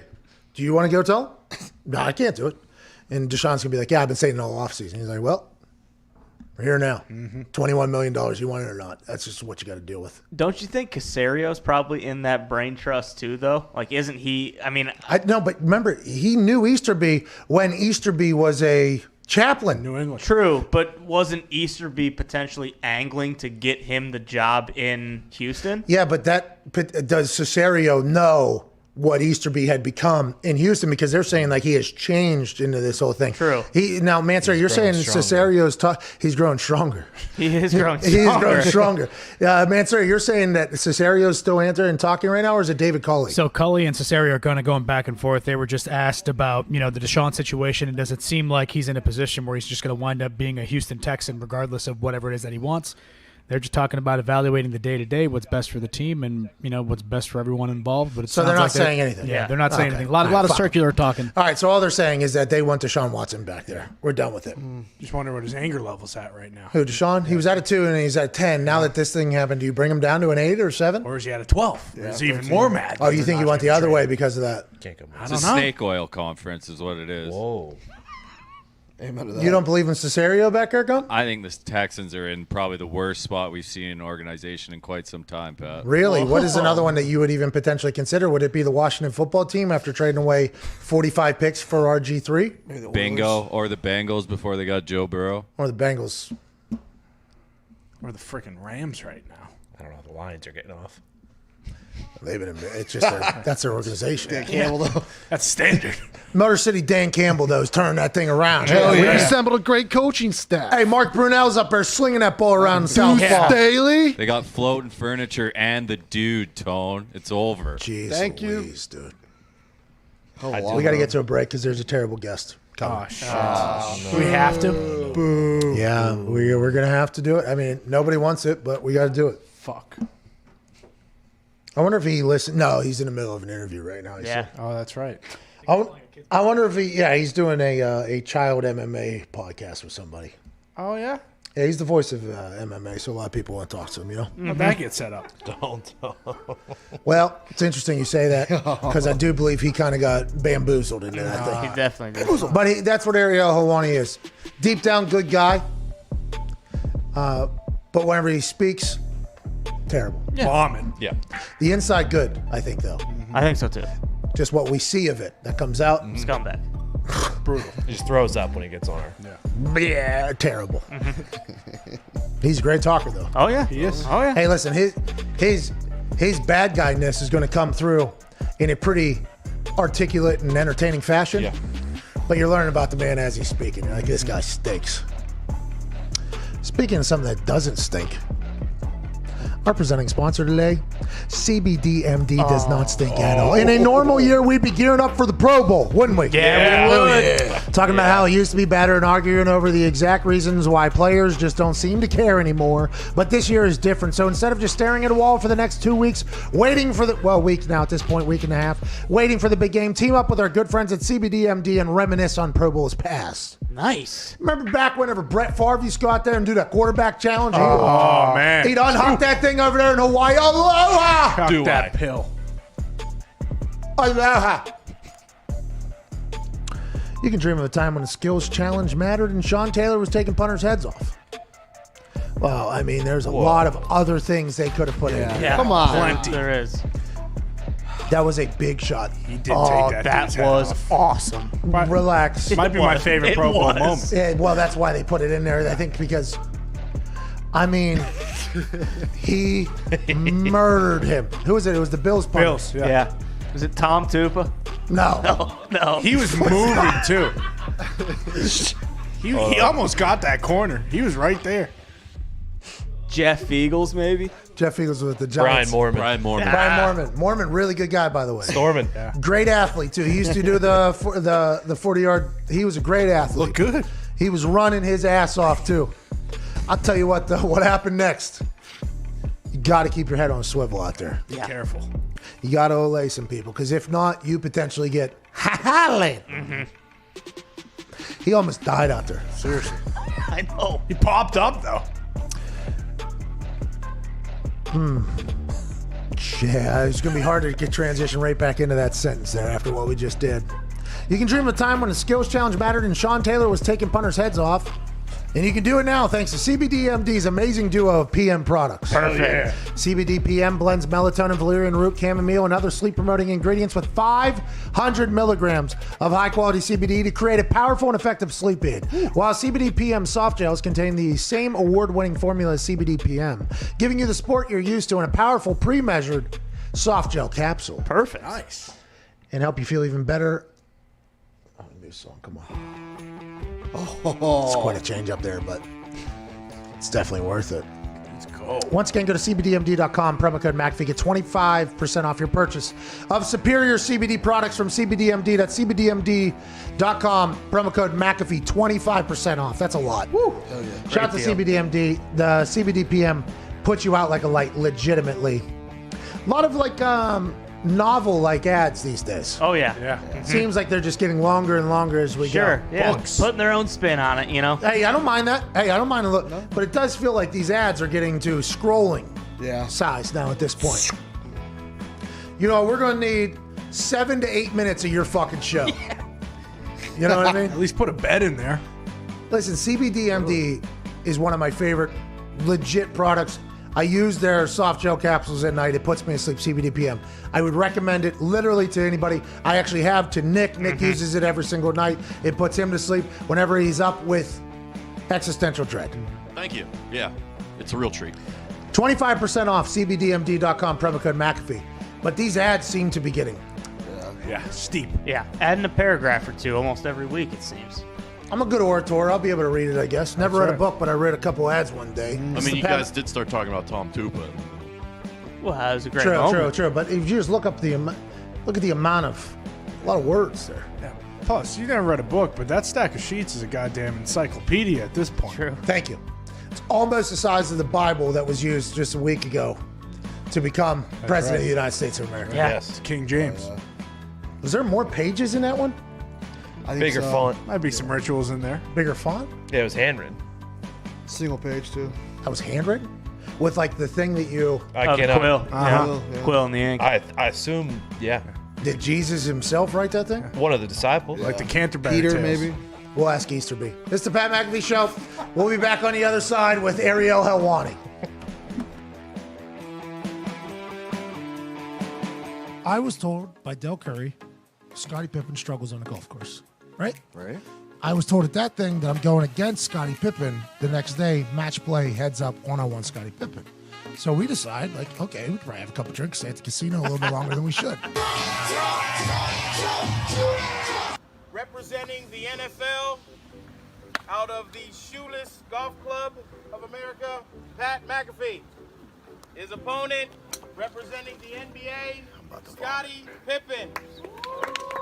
You know what I mean? This guy's got 6 rings. Yeah. He's a fucking Hall of Famer. But today he's going to play against me. And then I start seeing Scottie hit some shots that are just like starting to come together. And I'm like, wait a fucking minute. I think I was lied to. We were lied to yesterday. We were told Scottie Pippen was a terrible golfer. Bro, he's Scottie fucking Pippen. Going in the back 9, I think I was down 1. Like we were battling. But I started making putts. And Scottie Pippen went ahead and got real hot. I mean, real fucking hot. I was down 3 with 7 left. And I looked right in the camera, and I go, "We're down 3 with like 7 holes left. Scottie Pippen's about to get this work." Scottie Pippen from 190 yards out just fucking dunks it.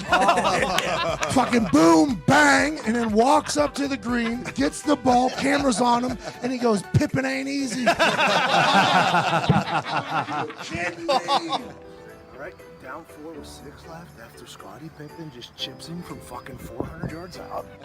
I was fucking demoralized. Pippen ain't easy. By the way, best he's ever performed at golf, because I'm around, better teammate than Jordan. Yep. People forget. Oh, yeah, I told Del, I was like, Del, what the fuck you lying to me? He was like, well, I saw it yesterday. He was not great. And Greg Anthony told me, and I was like, Del, he buried me, Del Curry. He buried me. He was like, hey, Pippen ain't easy. Yes, baby, it's time to celebrate. Talking about a shotgun of beer after he had beat me, obviously. I like teach him how to do it. Yeah, put a hole in there. It might spread a little bit, so. Yeah, so you're going to go here, and then you're going to open and flip up. Does that make sense? Congrats on winning the NBA a couple times, blah, blah, blah, blah, blah. And being an incredible golfer. Thanks, Paul. Cheers, man.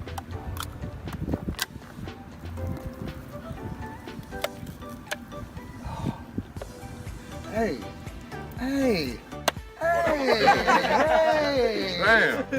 Okay, That's the Scotty. best Bud Light I ever had. Hey, there's no Scott King up here. You're right.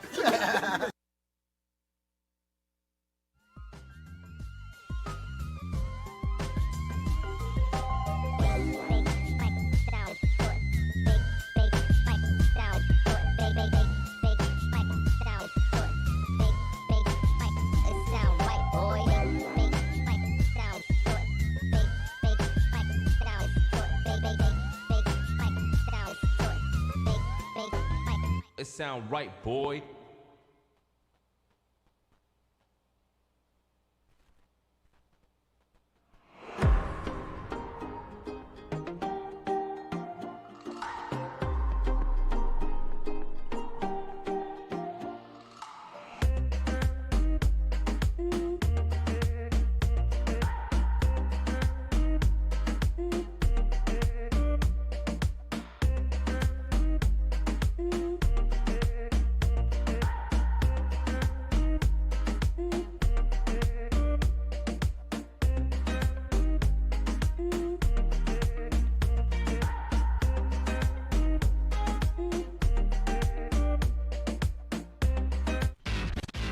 Do not talk about Pat McAfee. Do not talk about Pat McAfee. One fight at a time, fellas. The Pat McAfee Show. That's right. What? What? What just happened? Come on. Did it happen? What's going on? It's like Christmas morning. We have come to an agreement. If I say I got to go, there's a place down by the coast. Oh, Welcome back to the show. This is Don't Leave Me Lonely by the Late Night Special Band. We're on the outs for a week or two. Yeah. Because we play this song because it is just a way down. Way down. Mama told me one day love like you were lonely. Don't leave me lonely. It's a banger, okay? How could you not play this song? We played it a couple times, and the band and their people, their business, they try to take down our entire YouTube page. Try to take us down. Easter Bee. The Late Night Special Band themselves told us, no, they said. No.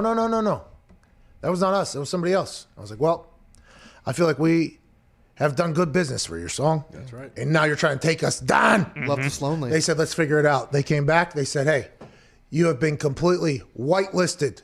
You are good to play whatever the hell you want from us. Nobody will bother you guys anymore. And we said, Late Night Special Band. That's why we've been saying since the beginning, you're not just late night. No. You're special all goddamn day. That's right. Hell yeah. Hell yeah. Welcome back. Don't leave me lonely. Thank you, Late Night Special Special Band. Band. Thank you.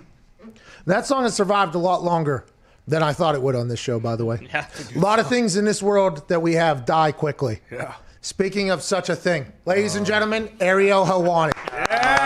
Oh, here he is. Nice.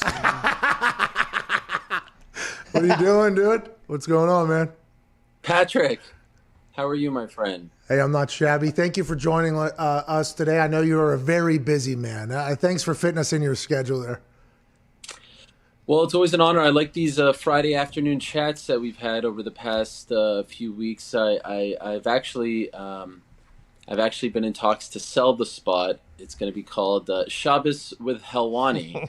Before Shabbat dinner, you and we talk about the week that was. I personally think that it will be a great segment. And honestly, no shtick this time. No fireworks. I'm sorry if I'm going to disappoint you and your fans. I have to apologize. This is Shabbat with Helwani. What's going on here? I thought, by the way, I've been told Shabbat Shalom, great time. Mm-hmm. Great time. Family time. It's like Thanksgiving every weekend, I've been told. People go, like I have a Michael Klein, one of my agents. He goes back to being Amish for 24 hours because of Shabbat. Sundown to sundown. Friday to can't talk to him, not on his phone. He's an agent. It's awesome. It's been very interesting. But Shabbos with Helwani is no fireworks, nothing good. You're just going to be ESPN Helwani? No. Let me explain. I need to apologize to you and the team. Here's the thing. An hour or so ago, oh boy, I'm scrolling through Twitter. Here we go. And I stumble upon this article on The Ringer about how you and Aaron Rodgers have this great thing. Aaron Rodgers, I guess some famous football player, you guys have this great thing each and every week, and you've reinvented the quarterback interview and all this stuff. No big deal. And then, much to my I was like, wait a second. Brian Curtis? This guy wrote me an email like a month and a half ago about me and my appearances on this show, and I thought he was just like some fan telling me he was happy with the show. He liked my appearances. I had no idea like this show was a thing. Oh. So I need to apologize to not only you, but to AJ. Like, I didn't know. And then I Googled you, and I found out you played in the NFL or something like that. Yeah. I mean, I had no idea. I thought I was actually doing charity work. Make a wish. Make a wish. Yeah. Honestly, I need to be serious. I need to be professional. Like, no more masks, no more rants, no more promos. That's a I shame. apologize. I had no idea this was a thing. I wish I replied to Brian. The article would have been about me and my appearances on your show. So I apologize. Congrats to you on all your success post-playing. And if AJ, if you're there, my friend, I'm sorry, man. I just thought that you were like some MMA fan podcast guy. You had me on your show back in the day.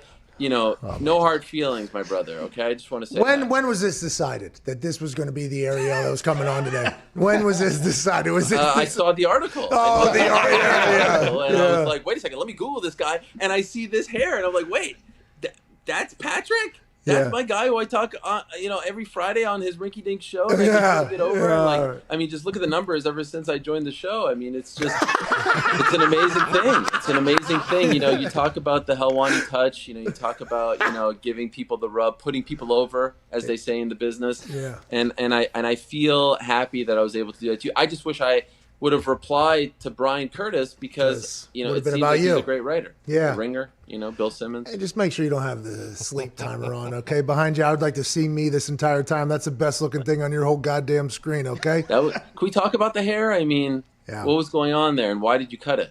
Well, I cut it because it's miserable. I don't know how people have long hair. I'd wake up, that thing would be in 40 knots. I'd be sweating. It would be so hot. Then you have to. I started growing it out.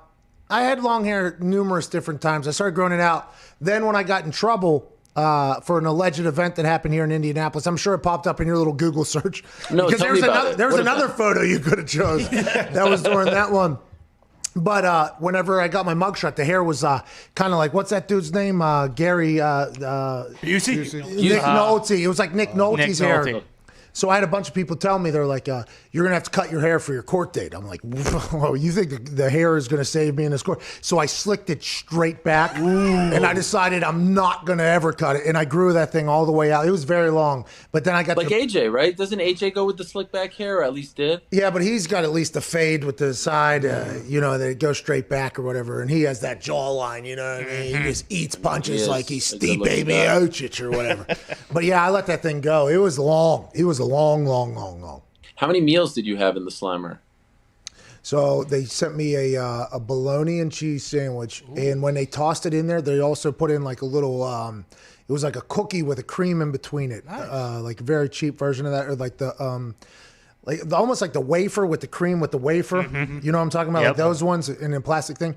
And they tossed them both in there too. I was in solitary confinement, by the way, because I was a special inmate. You know what I mean? Okay. Because I was a notable, they say. And I don't know. Sure, a celebrity. I don't know which special inmate was in there before me, but they shit their pants. And it was so bad. I was in a glass case, basically, of poop, while all the other people that were waiting to get checked in or whatever are just staring at me while I'm sitting in there. So anyways, I'm sitting there, and they throw in the thing, and I'm a sandwich guy, and I ask, what is this? And the guy says, it's supposed to be bologna. I'm like, supposed to be a fake meat? Like, how is that even? So I just ate the wafers and I tossed the sandwich back. I was like, wow. Oh, shit. Now, was there literal poop in the cell, or are you just saying? I do believe in the pipes. Couldn't flush it. So I had my own, no big deal. I had my own. Oh, nice. My own toilet. Yeah. That's big. No big deal. Special inmate, in a glass cage there. I had that on. Is this big? Like, are we breaking news here? I feel like no one asks you these types of questions. Like, everyone there is just sort of like bowing down to you and treats you like some sort of celebrity, but no one really gets down to the nitty-gritty. Well, Ariel, listen, if anybody was to do an interview with me, you're the last person I would pick. I just want to let you know that, but I appreciate I have no platform to do such a thing, so. Well, I agree, and the only time you do is when a guy comes on and then immediately after he loses a fight, whenever you talk to him.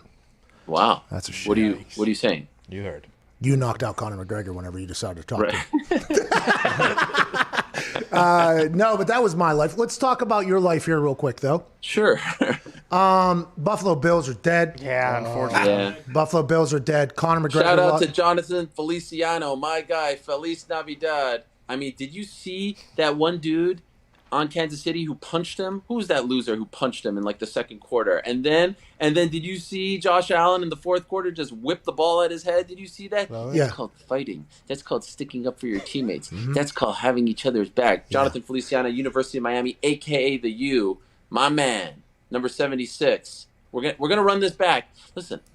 Every great. Did you call team, the Chiefs Patrick, losers? They're literally about to go back to back at this point. You called that guy a loser. That's the last thing you Absolutely. could call. I mean, he literally hit him with like a right. I don't know how they missed it, but let's be honest. The referees on Sunday missed a whole bunch of stuff. I agree. The Packers. You should have seen what they did to the Packers. Yeah, no, nothing with the Packers. I'm talking about the Chiefs and the Bills. Look, every great team needs to stumble en route to greatness, right? It happened to the Chiefs a couple years ago against the Patriots, right? Look where the Patriots are now. That's where the Chiefs will be in a few years. I have never been more confident about anything in my life that these Buffalo Bills, and yeah, maybe we can add a running back here. Maybe we can add, a little more, depth on the O-line there. But for the most part, this Buffalo Bills team, 2 years, Super Bowl champs. It was a nice run. They did their thing. They showed up. They represented. So next year they're Stephon losing. Diggs, Josh Allen. Next year they're losing the Super Bowl. Next year. No, I'm giving myself an extra year. Yeah, but they've taken a step every single time. They've taken a step every single time. If they don't take that. No. It's like the Chiefs. They made it. Stick with me, Patrick. You know what happened 2 years ago. What happened? Chiefs, Patriots, AFC Championship. Chiefs lose. Following year, what happened? Hey, why'd they lose? Why'd they lose? By the way. They ran into the cheaters. No, the yeah, Patriots. yeah. So you didn't watch the game. You've just been told this, and you're recycling this from your Buffalo Bills podcast you're listening to.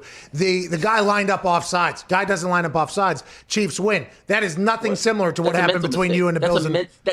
That's called being mentally weak. Sean McDermott would never allow these guys. Did you see that shot of Stephon Diggs on the field, taking it all in like a true champion, saying, you know what, I'm going to remember this moment. I'm going to let it soak in the cuts on my arm. That's how bad I feel right now. But I need to feel this. I need to experience it. And then did you see Sean come out? Coach McDermott came out and he embraced it. And then did you see the shot of Josh Allen go up to every single player, every single hug man, him, hug him, and said, brother, tap on the butt. Brother, we're going to be back. We're going to be back. Not only are we back, we're doing 2 days starting next week. They started 2 days this week.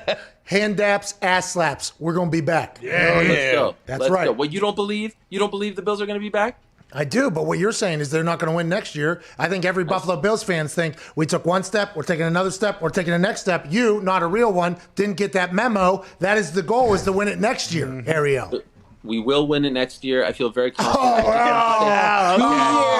I wanted to say 2 years. A little bit of slack, okay? Hey, we talked to Stipe the other day and Mike Chandler, by the way. People are saying the greatest fighters in the world at their division come onto this show to talk about fighting. That's what they say. They know they're not going to be asked any tough questions. So they'll yikes. That's What's up, Skip? Right. Oh, wow. Get out of here. I mean, you're not a journalist, right?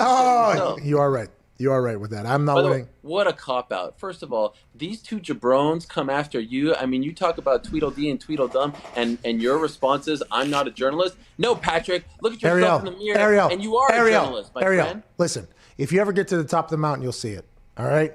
There's no reason to even waste time with those who you're passing on the way to the top, dude. Yeah, so why even address them?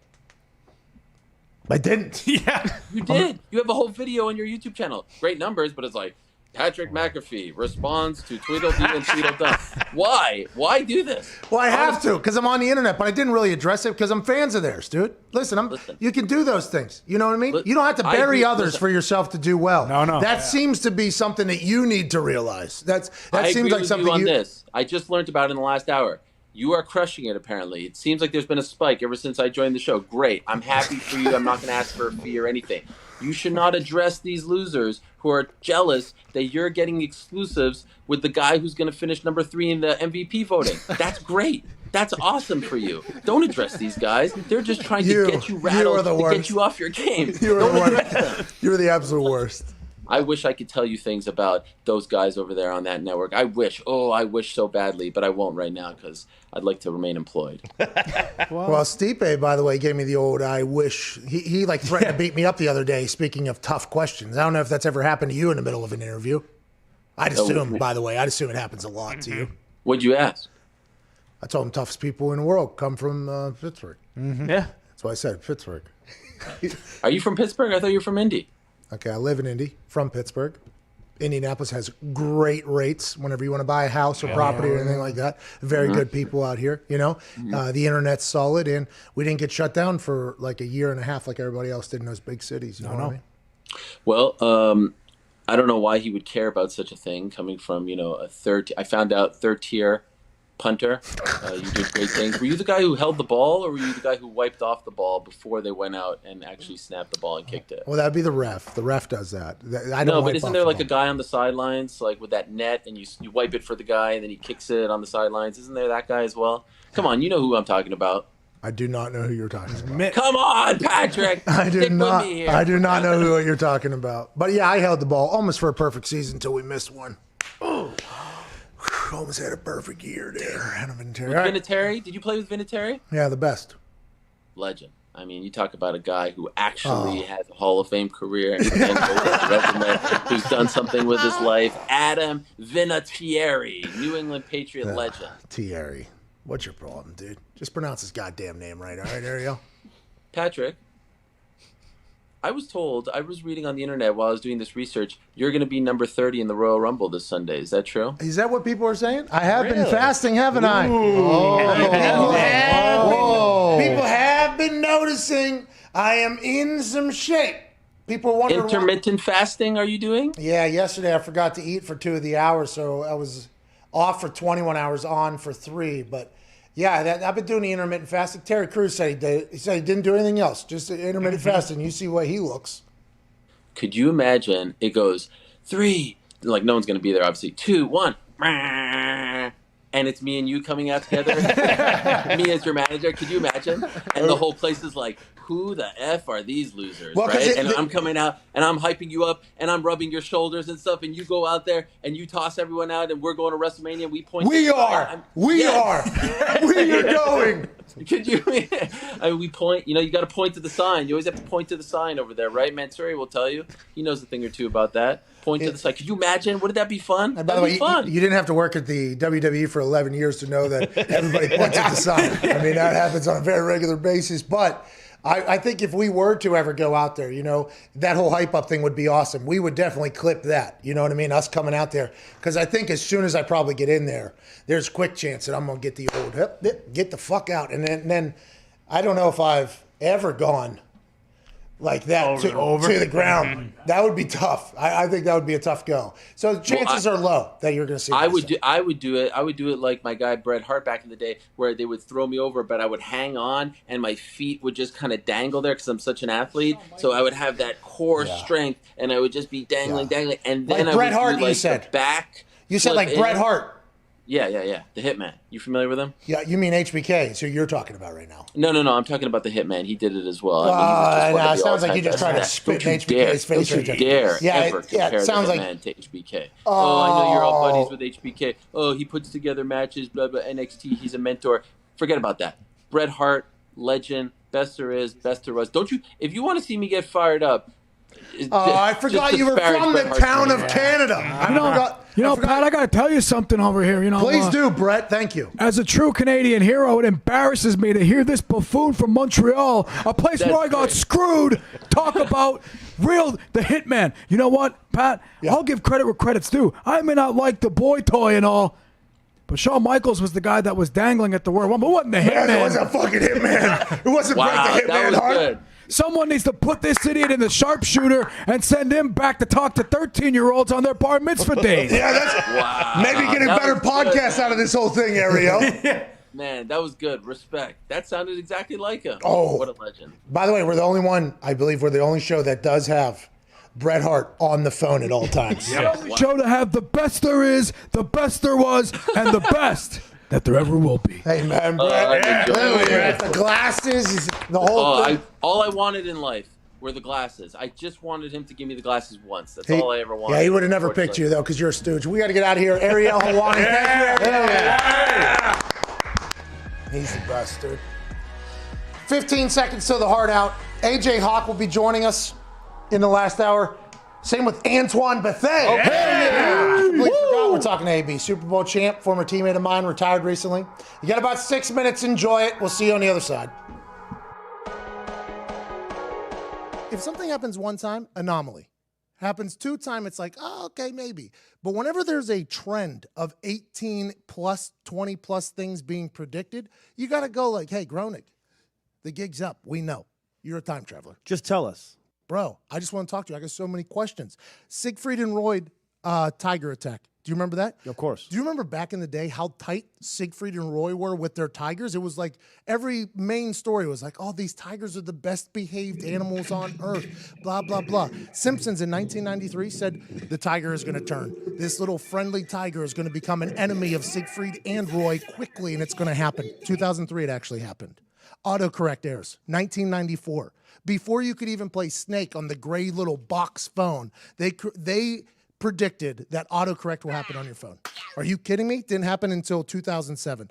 FaceTime, 1995. Not even a thought. I don't even know if anybody knew what the fuck the internet was. Oh, that's that little mark with the A and then the ring around it. At? See, that's what I said. No, What is internet anyway? In 1995, they said, don't worry, you'll be carrying around a device where you will be face-to-face with somebody on the opposite side of Earth. 1995, they said that. 2010, it happened. Faulty voter machines. 2008, they predicted it. 2012, it became the forefront of conversation in a big, big way. I assume these voter machines have been up in question for a long, long time, but they just knew that it was going to come to fruition in 2012. No, I want to vote for Obama. 2 votes for McCain. Come on, it's time for a change. 3 votes for McCain. The God particle. Now, this is the big one. Ty Schmidt did research. He said the God particle is the absolute reason why he is 1,000% a time traveler. Homer Simpson got up there like fucking Matt Damon in that movie where they have that Good Will Hunting. Good Will Hunting, and draws up this equation for what the God particle is, which, what is the God particle? Yeah, it's basically, it's this equation that essentially like explains how the universe was created. And they did that in 1998, and the exact equation happens in 2012. That's unheard of. 14 years ahead of time. They got Homer Simpson up there looking like that goddamn janitor from Harvard, solving equations up on a chalkboard. And 14 years later, it's like, yeah, that's actually how the universe was founded. It's like, wait a fucking minute, little comedy writer with a goddamn yellow cartoon, bro. That's insane. The NSA spying scandal. Everybody knew that the Patriot Act was like in existence, but nobody had a clue that NSA literally knows everything about you. Every dick you've sent has been seen by some government agency, but it wasn't always like that. We didn't know that everything was getting spied on, Sean. Nobody knew that. I didn't know. They predicted that in 2007, 2013 it happened. No, Lisa, it's not like the government is listening to everybody's conversation. Smartwatches, 1995, they said it would happen. 2014, they came to fruition. America's Ebola outbreak, 1997, they said it. 2014, do you remember when Ebola hit? It was like, it was literally... Hospitals like shutting down. Oh, they had people wearing like hazmat suits, carrying people around because they were scared Ebola was possible. In the modern world, this was happening.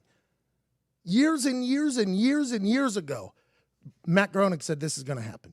The FIFA corruption scandal, 2014, they called it. 2015, it came all crashing down. Everybody knew they were getting their pockets greased, making decisions, sending a World Cup to a goddamn desert. Matt Groening said it's going to happen. It happened. Greece's debt default, 2012, they called it. 2015, it happened. So many countries out there, by the way. They picked Greece. The exact country to happen. Trump's presidency, 2000, they called it. 2016, it came to fruition. The Simpsons called this. President Trump out there, and everybody probably looked at, those Simpsons guys are so funny. Bang, 16 years later, it is about to happen. It goes down. Lady Gaga Super Bowl halftime show, 2012, they called it. 2017. I mean, I think we all knew that she was born this way. She would probably get the halftime show at some point, but to the details that they had. These are not coincidences. Coincidenci. I don't know how you pronounce it. How the fuck do they know this stuff? It's got to be time travel. Matt Groening is a time travel. I have so many fucking questions. Disney's takeover of Fox, 1998. They said it. 2017, it happens. The Shard in London, which is a building behind Big Ben, I guess. Is that right? Apparently, that's what Google search said. 1995, 2009, it comes to fruition. Robot librarians, 95, they called it. 2016, it happens. The censorship of Michelangelo's David, 1990, 2016, it happened. Three-eyed fish from the fucking nuclear waste place. In Japan. Three-Eyed Fish comes to fruition in 2001. Matt Groening did it in 1990. 9/11. 9/11. They called that happening. If you do recall planes going into buildings, they said it in 1997, 2001 it happens. The Syrian uprising, everything that's going on in the Middle East has all been talked about on The Simpsons. And then he created another show called Futurama. That is huge. He created another show like, yeah, listen, here's me rubbing it in the face that's where I could go if I have to. I have so many questions for Matt Groening, and guess what, Matt Groening? The gig's up. We know.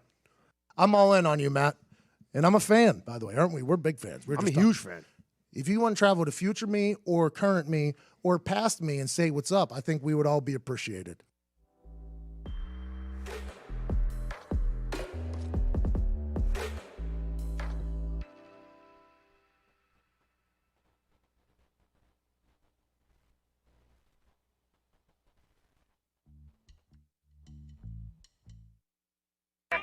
The Pat McAfee Show. There'll be no rules for our guests, for us, for the things we can talk about. Speaking his mind. I've never had a problem expressing my opinions or my thoughts or anything like that. While being relatable. I haven't had that manufactured fake-ass celebrity that a lot of people have whenever they go on those big networks. I've had a chance to really build my crew, build my following, build my audience. And ridiculous. What am I supposed to do? So I'm supposed to look at something that I can definitely afford and say, nah. Is that what I'm supposed to do?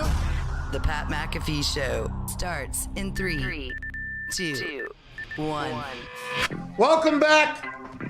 Hour 3 here on this Feel Good Friday, January 29th, 2021. We'll begin immediately following this beat dropping. It go, whoa. Yeah. You know, you hear that? Whoa. You know, it probably would have cost us some real money, but we should have potentially got the, Rick Ross. Oh, yeah. Joining us now, college football national champion and Super Bowl champion AJ Hawk. AJ, before we have Antoine Bethea join us, that shirt. Oh no. Good God. Well, we're not going to talk about the shirt you're wearing. My boy AJ! Is that where Dogecoin's heading right up there? All right. AJ, great to have you here. Before we get Antoine Bethea, can you clear up any rumors about a TikTok that was released onto the internet yesterday where friend of the show, Aaron Rodgers, was sitting in the back of a pickup truck and he lifted up a Miller Lite case of, it appeared to be Aaron Rodgers in the back holding up a Miller Lite case. It was a GMC. I apologize for not knowing exact. Amber Dannett put that on her TikTok. What do you think that was Aaron? And how would you explain that situation? The guy's a big Scotch drinker, from what I've been told. I didn't know he's drinking Miller Lite in the back of tailgates.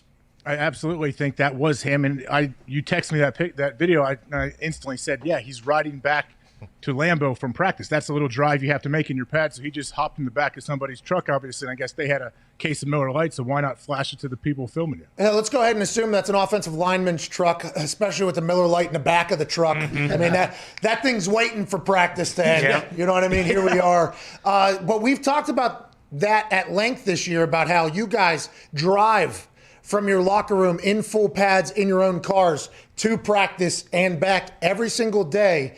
And it never gets talked about. There's never really been any massive accident somehow, especially in Green Bay. It gets cold as shit. Those roads, cleats, and everything that could potentially happen.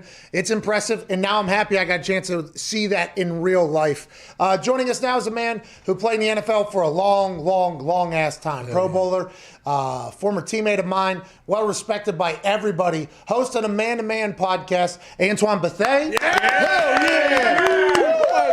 What's going on, man? What's going on? How y'all doing? Hey, have you heard this about Green Bay Packers? So they have to get in their cars after they put on their pads and drive like a few blocks to where they practice. And then after practice, they hop back in their car and drive back. Did you know that? And have you experienced anything like that anywhere you've been? I've never heard of that, and I've never experienced anything like that. That's crazy. I think so, too. Nobody's crashed either, allegedly. There's never been any big accidents, allegedly. There's people jumping in the back of – I mean, the MVP of the league is in the back of a pickup truck just driving around Green Bay. I mean, this is an awesome thing. Alongside the bikes that happen, I mean, that's connected anyways. Yeah, it's wild, huh? I love it. I love it, though. Shit. Either you got to get it done somehow, some way, baby. Antoine, you've won a Super Bowl, and You and I were part of a team that lost the Super Bowl, obviously. Super Bowl week, whenever you think about whenever you played in them, what is your big thought of the week that is the Super Bowl week and the mindset of a guy? And now, granted, this year a little bit different, but you have 2 weeks to prepare for a quarterback. You have 2 weeks to kind of control the emotions. What are your thoughts, you think, as you lead into the Super Bowl? You played in a couple of times. Man, sometimes that could hurt you. You know, obviously, you're having 2 weeks to prepare for somebody. As a player, asking coaches like, what do you think we're gonna do? Now coaches they in the dirt just trying to draw stuff up. Whereas a lot of times I used to like to play in the week just because, okay, we just gonna do what we normally do, or what guys are familiar with. So having 2 weeks, man, sometimes, coaches are gonna try to draw some things up in the dirt that really doesn't make sense. So that long time off, sometimes it can hurt you. But as far as, preparing for the Super Bowl, comparing the first one to the second one, the first one as a young rook, I didn't know what to expect. I was just going out there, just having a good time. Luckily for us, both of them were in Miami, so that was cool. Hey, it was. It was pretty cool. But the second time, it was all about, obviously media day was crazy. But once after media day, man, it's all about, we're going to go ahead, we're going to get our work done and try to get that W. Hey, Antoine, I'm just curious, how would you, if you had to draw up something just to say, hey, we're going to take away Tyreek Hill, how do you cover this dude? Man, you got 4 eyes on him at all times, wherever he's at. The first time they played Tampa Bay, he killed them, you know what I mean? And they was trying to cover him one-on-one. You can't do that with him. Obviously, they line him up all over the place. So for me, I'm going to have a corner and a safety over him at all times. Kelsey, he's going to get his, but you can't let both of those guys just run wild all day. You played with Tyrann Mathieu, right? Yeah, I did. Because whenever he arrived in Kansas City, it changed everything for that Kansas City defense. It literally kind of pieced their team together that could go on a run here for the next 10 years or so with the way they've set up their contracts. But What is it about him that makes him such a dynamic player as playing alongside him? Man, so for me, just first of all, just see how he goes about his business day in and day out, the energy that he brings, obviously the knowledge of the game, but then he's just a true and natural leader. Doesn't have to say a lot, but the way he goes about his work, man, it's unbelievable. And the way he plays on the field, you really don't get those type of players all the time. A guy who can play in the post, a guy who can play in the box, a guy who can blitz, a guy who can cover. So you really don't get that in DBs really. So he's just a special player. Whenever you think about Tom Brady as a quarterback, obviously the first conversation is greatest of all time. He has 6 rings. It's impossible to do. He's playing in his 10th Super Bowl in a league that revolves around having a good quarterback. He's been there more than others, but all of his teams have made big plays in the run to every Super Bowl, I think. So that's like kind of something that everybody talks about. But what is it about it? You played against him a bunch, obviously. Is it just like he's so competitive? Does he do things that other people don't? Like, what is it about Tom Brady, you think? I think it's, like you said, it's the competitiveness, man. I think having a guy like that on your team, he's one of the greatest, right? So I think for example, when we was playing with Peyton, you knew that every day he came in, he was going to be prepared. So as a teammate, you don't want to come in and be like, I'm the reason why. So I think when he's on those teams, and even when he went to Tampa, like it just gives it does something to the locker room. It does something to the team. It does something to even the coaches because, he's going to hold everybody accountable. So it's just the competitive that he has. And, you can't even say he's the most gifted right now because obviously you got Patrick Mahomes, you got Aaron Rodgers, but he has that it, and a lot of people don't have that. Hey, are you have any good stories about Peyton being at practice? Like I know he's hard. He could be hard on receivers and different things. Patton has told stories how he holds guys accountable. Is there any I can imagine coaches would be scared of him too. Like how do they react? Man, yeah. So it was a time. It was one of the coaches. I'm not gonna say his name, and it was a practice where we had some of the, I guess, the donors or whatever the case may be, sponsors came out to practice or whatever. And, they were lined up around the field. And one of the coaches did something. I think he told one of the players something wrong, and Peyton didn't like that. And I've never seen another man talk to another man like that. And I'm sitting back there was like, yo, but what I respected though, the coach went back at him. You know what I'm saying? The coach went back at him, but I was just like, wow, Peyton got it in him. He has it in him. Hey, I tried to talk about this, and I think Jets fans realize this as well. And now there's reports that Peyton taught Gase the offense in Denver. Anybody that was ever a teammate with Peyton knew that was what was going to happen whenever he went to Denver. Like, hey, this guy's going to be running the offense, the whole thing if he really wants to, but he'll run the offensive side for sure. And that is why, by the way, there was a 13-second conversation for him to get in the Hall of Fame. And I was like, well, that guy was basically coordinator and everything else while being there as well. He's going in there. He was really like that, though. It was impressive to watch him be able to, because there was a lot of success. I caught the very tail end of it, but that run you guys had, that whole decade was just incredible. Nah, it was something different. But even before I got there, because you got to think about, Ezra James was there before I got there, so they had some runs, man. They had some runs. I think they should have won the Super Bowl the year prior to me getting there. But it was amazing to me to be able to see that between him, Marv, Reggie, Dallas, Stokely, and then you had Austin Collie, and just the way it was all about perfection. If it wasn't perfect, even on Wednesdays or Thursdays, it was a problem. And I really didn't see that and realize how special it was. So I went to other places on Fridays. It's 5 to 6 drop balls. I'm just like, man, y'all wouldn't have made it. That's rough, man. But like you said, man, it was special. And I don't know why they even had a 13-second conversation on 18. That should have been no brainer. That's what I said too. I thought 13 seconds was a bit too long. What are we even fucking Peyton Manning? Yes. What was that 1 second? Okay, got it. Hey, do you think they're quarterbacks to be an elite NFL quarterback? Do they have to have that, have that dog in them? They're not scared to go after anybody and hold everybody accountable. Hey, we're talking elite, right, AJ? Like the best of the best, yeah. Like the Tom Brady, Peyton Manning, Aaron Rodgers, those guys. Do you have to have a certain type of personality? You think? Yeah, and that's and it's funny that you asked me that, because I tell people this all the time. I say if they be like, oh, LeBron is cocky, it was an a-hole. So I'm like, you tell me one successful person, and not successful, I'm talking about ultimately successful in whatever craft or field they're in, and tell me they're not a a-hole or cocky in some form or fashion. Yeah. You name me one, like Tiger, Serena Williams, A-Rod, you know what I'm saying? You have to have that. You have to be an a-hole. You seen in The Last Dance with Michael Jordan. People probably didn't like him, but you had to love him for what he brought to that game or what he brought onto the court. So you do have to have that it.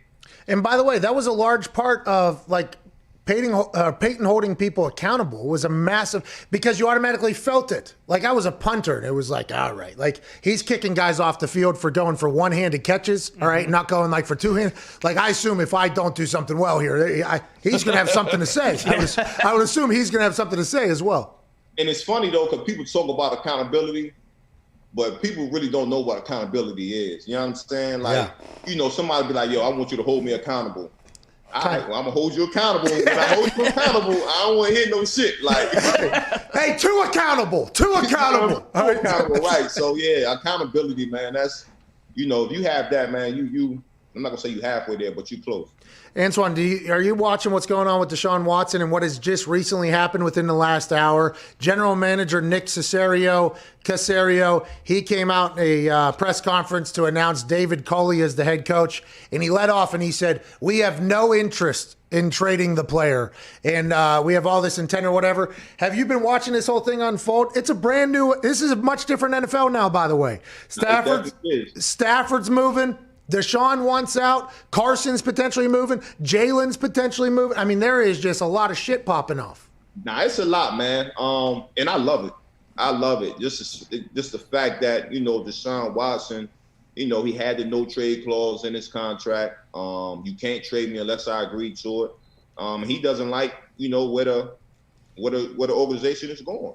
So yeah, I want out. You know what I mean? So obviously, as a GM, first year being a GM of the Houston, I would say the same thing. I'm not trading this guy. Like, he's one of the best in the business. But it's gonna get ugly before it get prettier, man. But I honestly think Deshaun Watson is out of there. $21 million it would cost. I'll be excited to see how that thing plays out. Somebody will pay it. Huh? Somebody will pay it.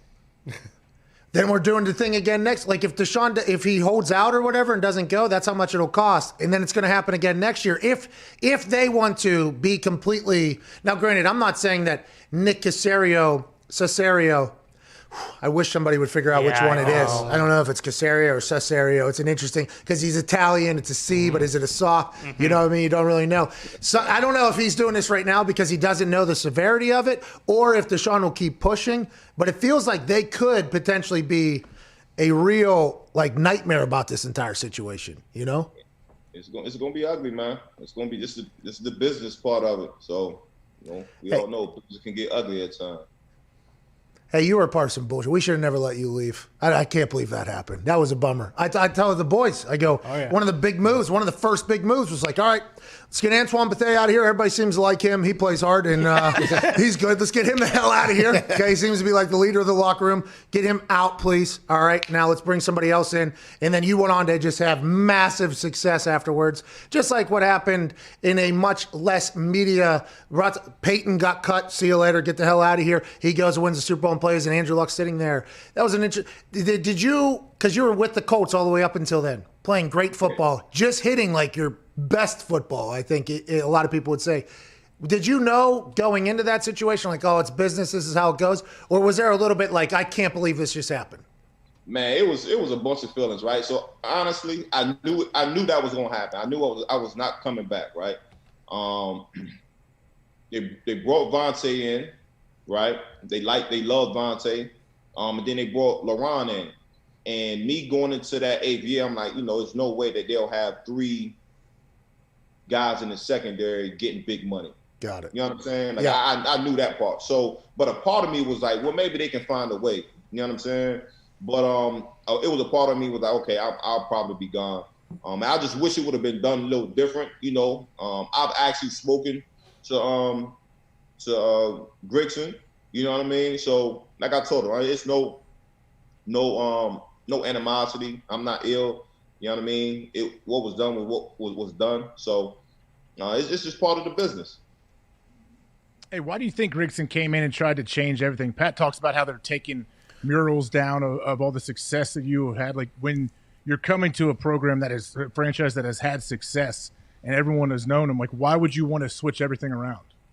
I think it's natural as human beings, like, you want to put your stamp on it. Obviously, like you said, it's a lot of history, but I just think you want to kind of put your stamp on it. That first year, got Executive of the Year, and he did some good things. Brought Andrew in.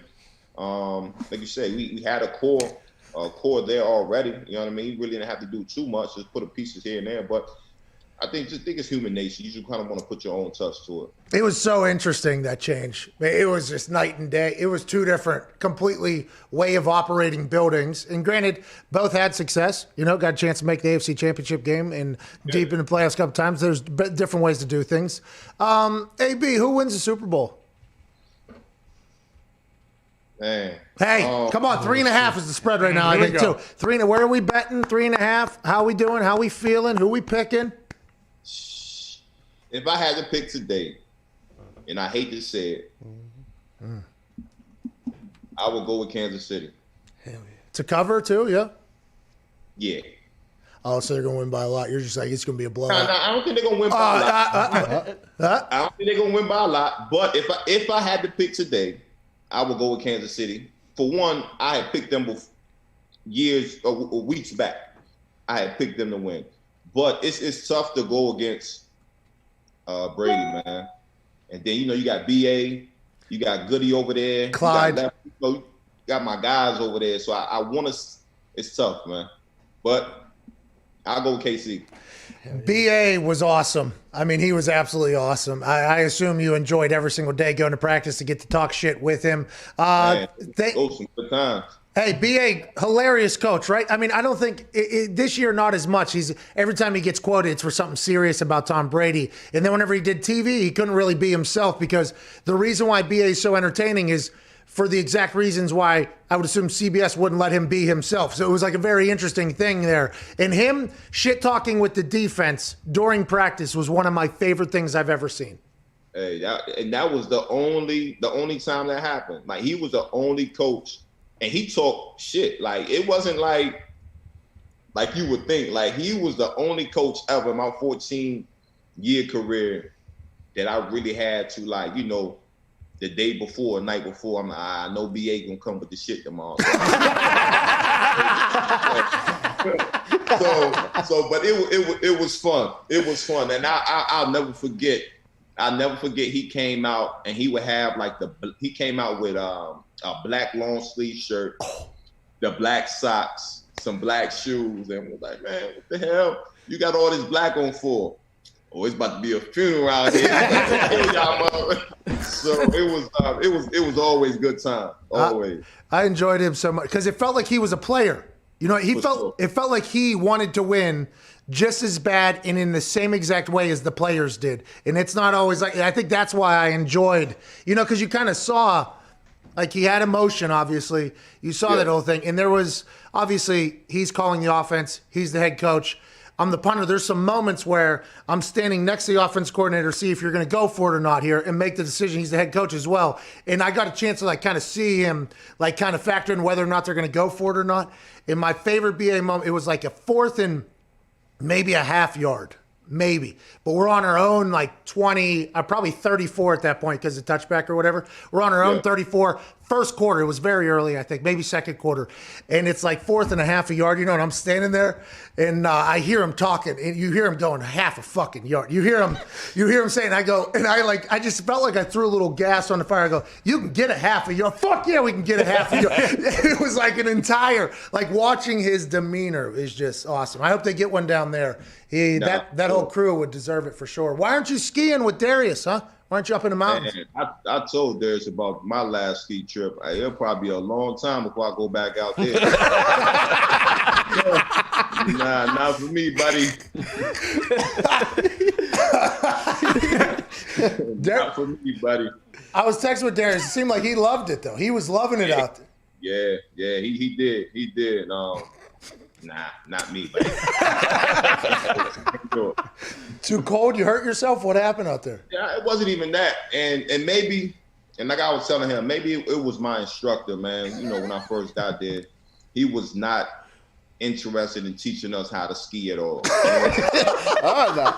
It was rough. I'm like, bro, like, you chose to be here. Like, we didn't make you choose this job. And day 1 was rough for me. And the morning of day 2 was rougher. So, you know, the rest of the trip, I was just at the bar. At the bar. I've been told from my skiing friends that it's called après ski, which is the after ski. I guess it's a great party. I guess it's a really good time up in those mountains. A great time. I had a great time. You know, minus the ski park, but I had a great time. Host of the Man to Man podcast, NFL legend Antoine Bethea. Hell yeah! You ain't finding me back up in those mountains. No, sir. Yeah, Vontae Davis, he and his wife love skiing. So I've seen, like, a lot of my old teammates that were in the Vontae group, they're all ended up in the mountains. Like DeQuell Jackson last year went up there and he was skiing, and I'm watching it and I'm like sending messages like, y'all motherfuckers are skiing out there? And then Darius went this year and I was like, Darius, like, he loved it up there. I've wanted to get into skiing before. It seems like a cool community to get into, you know. Awesome. I believe there's a lot of vitamins. I believe you kind of go off in there. Yep. As long as there's internet, I'm cool with that whole thing. I think eventually I would like to get into the skiing world or the snow world, but seems like I never really have time to do it. Are you a skier? I've actually never snow skied. I mean, I've water skied and wakeboard and stuff. I've never never snow skied, or I hear snowboarding is much more difficult than the actual skiing. Yeah, I've been asking people, if I stand on like a hoverboard, because I'm pretty good on that, will that be able to transfer just strictly straight to the snowboard? And everybody goes, no. Yeah, the first 2 days you snowboard, you're going to fall every time you do it. And I'm like, okay, yeah, I don't have time to do that. Like, who has time to do that? In the skiing thing, who knows? We have an answer from Aaron, you said. I believe Aaron has answered us. Friend of the show. Okay, he's responding to him being in the back of the truck. Yeah, that was me. Listen to AJ Hawk, and it was David Bakhtiari's truck and soggy beer cases. How you doing? Keep it moving. Thought so. That's what we thought, right? By the offensive lineman. Oh, yeah. Very quickly found, literally, as soon as you start piecing the things together, it's like, oh, that's in between practice and getting back home. I'm happy. By the way, that was a big mystery on the internet last night. And when I first saw it, I was like, there's an Aaron Rodgers lookalike over here in fucking Green Bay. There's no way he's out there. And I sent it to you, and you're like, no, that's probably him. Yeah, that's the trip. How long is the trip? Well, so that's like the one street you have to cross is the one they're making like the right turn onto it. But the majority of the driving is through the parking lot of Lambeau. That's where you have your biggest chunk. That's probably why there's not as many, you don't hear about accidents. I think coaches have hit light poles and things like that. But I don't know if a player's gotten a wreck on the way to practice. Coaches are watching film in their car. One last coaching sesh, you know what I mean, before we get to practice. That's what I would say too, yeah. What do you think they were doing? What was that, man? Grinding away on my iPad, coach, trying to see out what's going on. And then he's like, well, what about the 48 empty beer bottles in the back and everything else? Oh, I don't know where that came from. Watching film. Watching film. Let's get to a break. Shout out to Antoine, dude. He's a man. Hey, he was an incredible teammate, as you could imagine. That's all I've heard about him, honestly, is how much dudes loved him. That's my big thing, by the way. When I hear teammates talk about people, that's normally how I decide. I think that's a big thing. I think that's a very big thing. And that's the biggest, like how your peers feel about you. Coaches, you can get a little bit from coaches, but yeah, if you've played with the dude for like even a season or more, then I think you can trust what someone says. Yeah, let's hear hey, what do you think I thought so. Oh, okay. There's a couple of those conversations. Yeah. You can get confirmation the other way too. Hey, is this guy a good dude? Nope, absolutely not. Okay, cool. Oh, really? Yeah, all right. I got some confirmations earlier today. Oh, really? Did you? It was that my Bark Box will be arriving on time. Hell yeah, that's what Bark Box does. Hell yeah. Bark Box is a scheduled box that shows up at your house monthly, and you might as well go ahead and put on the schedule. Box arrives, tails wag. Hell yeah. Spoil the shit out of your dogs with BarkBox. 2 toys, 2 treats, and a chew. It starts as low as $23 a month, and it has $60 worth of dog chews and toys inside of it. Wow. It's the best day of the month for our dogs, and when their BarkBox arrives, everybody in the house gets much happier. There's toys, there's treats, there's chews, there's gifts, there's Christmas for your dog every single month without you having to remember it, and with them knowing that you're the hero that did it. Join now and get a free extra toy in every box this year. That's $60 worth of toys for free. Sign up your pup and get unique toys and snacks, plus a free extra toy every single month. That's $60 in free toys this year for you when you sign your dog up at barkbox.com/Pat. BARKBOX.com/PAT. It's a heater. Yeah. Take a travel into the jazz world. Santana? This is an absolute heater. This is Wave Junkies, by the way. Oh, really? Yeah, shout out to Wave Junkies. Hey. Saxophone in the repertoire. All right, we'll be back on the other side, answer some phone calls, and also talk with AJ Hawk about more things. This is the Pat McAfee Show. Feel Good Friday, January 29th. I love Hawaii, man. Every time I go there, now granted, you make a Pro Bowl, you think you're going to Hawaii. Instead, we went to the desert in Arizona. And then the next time I made a Pro Bowl, it was in Orlando. I was like, I'm out. I mean, come on. Were you the first group that they stopped doing Hawaii? Yeah, I think it was like first or second group, of course. Of course. Worked my entire life to get to. I mean, it's an honor. It wasn't, though. I completely understand why guys don't go. It's like Tom Brady sitting out for another Pro Bowl. He's like, yeah, he doesn't want to drive 3 hours into the desert right now to go practice. He go wherever he wants. Yeah, and then the games, They need to make it just a bunch of competitions. They need to make it a bunch of contests, like the 40, everything like that. The bench, bring back the bench for the offensive linemen. Get an eating contest in there. Get the kickers to do a kicking contest. Get the punters to do a punting contest. Have that quarterback challenge that I watched on NFL Network just a couple months ago. Have that happen again for the long ball. You get Josh Allen, Patrick Mahomes in there. You get Tom Brady, Aaron Rodgers throwing maybe on an accuracy challenge. I like the little games that they set up for the quarterbacks. By the way, I would have went to the one in Orlando. I actually said I would go if they would have let me compete in the quarterback little carnival thing they had. And they told me no. And I was like, well, I'm not going. Who makes that decision, the NFL? Yeah, I got an actual letter that said no.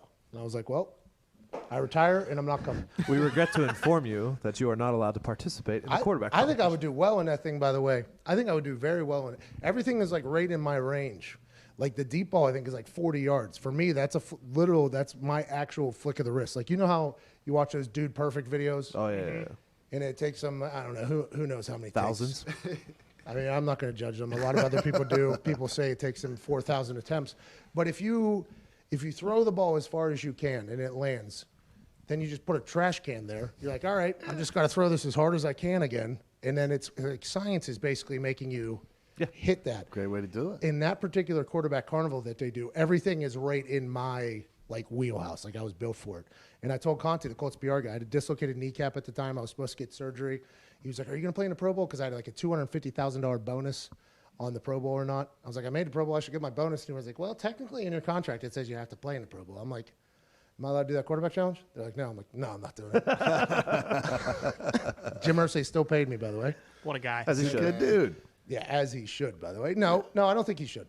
Because the contract technically said, like, people say billionaires stay billionaires because they're stingy with their money. He could have not paid me. He chose to pay me. Good guy. That's why I think the Detroit Lions just hated Calvin Johnson.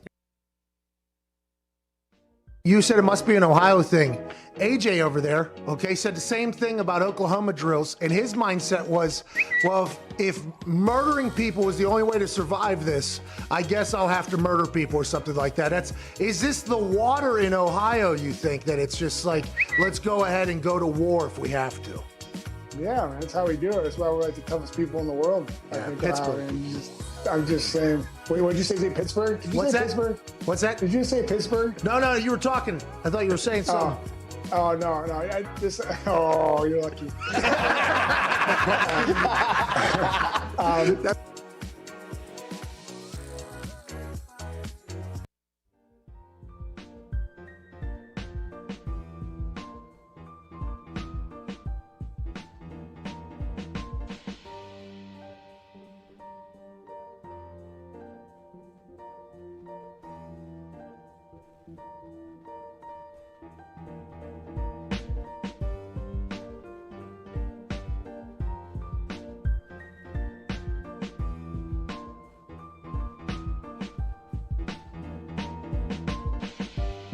I didn't think I could continue to be an FCC-regulated person without really hitting my max potential. And that's why he's with us. I love it. The Pat McAfee Show on Mad Dog Sports Radio, Channel 82. Welcome back. There's some incredibly hilarious things happening right now in the NFL. There's new coaches' press conferences happening. And AJ Hawk is joining us. I don't know if AJ has seen this yet. It is happening like in real time here. Did you see Sirianni addressing the press here as the new head coach of the Philadelphia Eagles from the Indianapolis Colts? I'm glad you brought it up because I just was watching on my phone as we came back, and I got to see like the first 20 seconds of it. Okay, me too. I only got to see the first 15 seconds of it, 15, 20 seconds. So we'll watch the rest of it together. But the new head coach for the Philadelphia Eagles, Nick Sirianni, addressing the masses. Next thing that's very important to me is that we build a smart football team, that we have a smart football team here. And I know we have the people in place to do that. The first part of that, the first part of being smart is knowing what to do. We're going to have systems in place that are easier to learn. All right, complicated to the defense or offense that they're going against, or the special teams group they're going against, but easy for us to learn. Because when we can put that, when we can learn our system and we can get good at our system, then our talent can take over. Less thinking equals talent take over, but we need to have systems in place, and we will have systems in place to do so. less thinky. I like what he's saying. Hey, every cliche he hit there, in his own words, was one of, hey, we're going to be a simplified team, okay? We're going to have, but I'll tell you what, the Philadelphia Eagles fans are a notoriously tough bunch. I'm assuming that is not going to be the opening press conference that is going to win them over. But hey, it doesn't matter what goes on behind microphones. The only thing that matters is what goes on the field. Ain't that right, AJ? Yeah, you're right. But I think, honestly, we have Motor City Dan Campbell to blame for this. I feel like Sirianni was obviously he's a little bit nervous, and he knows he needs to make like a, come out of the gates hot. And so he's trying this, and he's trying to read off of it. I feel bad for him, man. It shouldn't reflect on what he's like as a coach, but man, it's a tough first presser. I mean, it's definitely going to reflect on how people think he is as a coach. I mean, that's speaking, you know what I mean? Head coaching is a lot of speaking. Yeah. That involves a lot of it. I think if you're listening to what Eagles fans are probably saying right now, you can hear them on Twitter or in their minds kind of echoing over here from the city of brotherly love. They're going, this fucking guy is our guy. And you know what? Hey, Motor City Dan got the Motor City on his back. Yes, sir. I don't know if Sirianni did it, but it doesn't matter what you do on Friday, January 29th, 2021. The only thing that matters is after those Zoom calls, because I don't think OTAs are probably happening again, and after those training camps in seclusion. Oh, yeah. Are them boys out there going to play? And is Carson Wentz and Jalen Hurts going to hate each other? Is Nick Sirianni going to be the guy that brings them together and brings this team together after it was called fractured beyond repair last year? What do you think, AJ? It's going to be a tough gig. And I know he also said, like, we have a great issue, like a great problem. I have two great quarterbacks, and a lot of teams are searching for one. I don't know. What are you going to do with those two great quarterbacks? What's the plan? Do we know? Did he lay a plan out? Well, then he was asked about Carson Wentz, and he said that he'll get into that at a later date or something like that. They have to do all the evaluation. It would be fair. It wouldn't be fair or something like that. People are saying Jalen Hurts to Chicago. Whoa, really? What? One person tweeted that to me, and I thought maybe. Yeah, that's not bad. Maybe. That's not a bad move. Not very expensive, right? ball. Not. What you heard there was Chicago Bears fans, get completely on board with that within moments of learning about that possibility. But that's an interesting situation. I'm excited to see how that guy handles press conferences all year. All year. Wait, would Philly fans rather have that kind of press conference or like Adam Gase's with the Jets? I don't know. What was the difference? That's eye-opening. I don't know. That was a wild one. That's all I remember from it. I don't remember a word he said, just but I do remember his eyes doing a lot of talking. Did he talk? Like, did he speak in that presser? I have no idea. See, that's the thing. None of us remember that. For Sirianni, I'm afraid. I think I know how people are going to remember it. I think so. I am afraid. Like we remember the Gase one. All right. What do we remember? Eyes. Motor City Dan Campbell will be talked about. What we remember? Kneecaps. Nick Sirianni, what are we going to remember? His mouth and what was coming out of it. You know what I mean? Math equations. And how. Yeah. I think that is probably what's going to be thought about. But he's got a long way to go over there. And a lot of people are wondering how his name even came up for head coach. But then you think Frank Reich, there's a connection. Carson Wentz, Philadelphia Eagles. But now allegedly they want Jalen Hurts instead. What a wild time to be alive over there if you're an Eagles fan, especially with the Flyers who stink at hockey. Yeah. The Sixers are good, though. Yeah. Joel Embiid, potentially MVP. So that's good for the city. Phillies stink. The Philadelphia Phillies? That's a baseball team? Completely forgot about them. Is Carson Wentz just kind of a fool? Because he's already talking about less thinking, more just let the talent eat. And last year that was the storyline too, is that he was thinking too much on the field and they needed to dumb it down for him. Yeah, now that you mention that, I don't think that's exactly a shot at Carson Wentz. I think that's just going to be his philosophy. But getting Carson Wentz out of Carson Wentz's head is going to be like job number 1 through 4 if Carson Wentz is going to be your starting quarterback and you're calling the plays as the offense coordinator, which is what Nick Sirianni said. So I wonder how they're going to do that. Maybe they bring in Dr. Phil. Oh, okay. What do you think? Bring in Dr. Phil. Is it religious Dr. Phil? No, not Easterby. No, is there another? No, that is the religious Dr. Phil is Jack Easterby. That would be the same, Yeah, he might be. What would he say? Bring in Olstein. Which one, Easterby or Dr. Phil? No, what do you think Dr. Phil would say to these guys? Catch me outside. I'm not 100. No, I don't. I'm not sure we have him on the phone. I just checked to see if we did. I do not think we have. I do not believe we have him. Just give him a call. See what he says. See if he answers. Come on. Just see if he answers. Let's answer some phone calls here. Let's see if Dr. Phil does call in here at any moment. He could. Anytime. If you find it, let me know. If he calls in. Let's go to Tyler in Oregon. What's going on, Tyler? What's going on, guys? I'll make it quick because your lines are busier than radio giveaway for Beaver tickets, actually. I remember that. I saw grown-ass men, blue-collar guys, strap into heels and run sprints at radio parking lots to win tickets for their daughters to Justin Bieber concerts. Wow. Yeah, in Pittsburgh it happened. Wow. So the students earlier brought up Royal Rumble this weekend and the potential of you being in it. I shot you guys a tweet earlier. I'm a big wrestling fan. I need to know your next move. Is it NXT or are you making the move to AEW? If Tony Khan hits you up on the phone, are you making that move? Whoa. Holy shit. Woo. Tyler. Whoa. I've not put a single ounce of thought into it. Something I have not thought about because in my job here that feeds a lot of people and their families, as a team here, we are in the most important part of our season. You know what I mean? Mm-hmm. So it has been taking a lot of, in this season even more so because games on Monday, Tuesday, Wednesday, Thursday, Friday, Saturday, and Sunday. It's been a little bit different. So I haven't even had a chance to even think about that whole thing. Now, whenever Helwani came on and just absolutely, he did not hold the line at all for this show. No, he did not. They actually just let that thing go off the yodely cliff and dropped it. We were trying to hold the line. Hold the line. When we were trying to do that, Ariel asked about it. He said he thinks I'm coming in a Royal Rumble this weekend. I have been in good shape, haven't I? I've been boxing. Fists already. You know what I mean? I got lightning in both fists at this point. You know what I'm talking about? A couple thunders down below. Yeah. Full storm. He said, am I going in a Royal Rumble this weekend? TBD, dude. TBD. To find out. Yeah. Well, if you can bet on it, you could probably bet against it. I'm not sure if you can, though. I'm not an insider.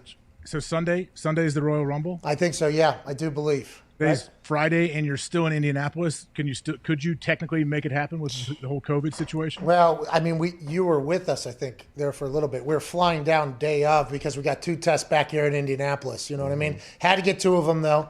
That was quite a run. Yeah, it was. That was quite a run. Long Wednesdays. All the way up. In 7 minutes, just talk. 7 minutes. This sounds dumb, but the most stressful part, honestly, was the test. Was getting the COVID test. Yeah, the tests were tough because as people continue to start getting more and more COVID tests, it got difficult. It was very tough. They need the dogs. We need the COVID sniffing dogs. Have you heard about we talked about this, right? The COVID sniffing dogs? Oh, yeah, they sound amazing. I told you got to get a couple. Or just Chuck. You're going to put a vest on Chuck, and he's the next one. Well, Chuck might be a gaming dog. Yeah, he was barking last night. He was with me last night in the Oculus Arena. AJ, I don't know if you got to see. I'd assume not. We were on Twitch. Nobody knows us over there. Nobody knows us over there. It was nobody. I mean, that was an aggressive decision. Maybe come back to should do it on YouTube. Hell yeah. But Twitch, I mean, there's a way people just give you money over there. Yeah. Oh yeah. The bits. I had no idea. If you got a chance to watch it on Twitch last night, Tube doesn't have bits?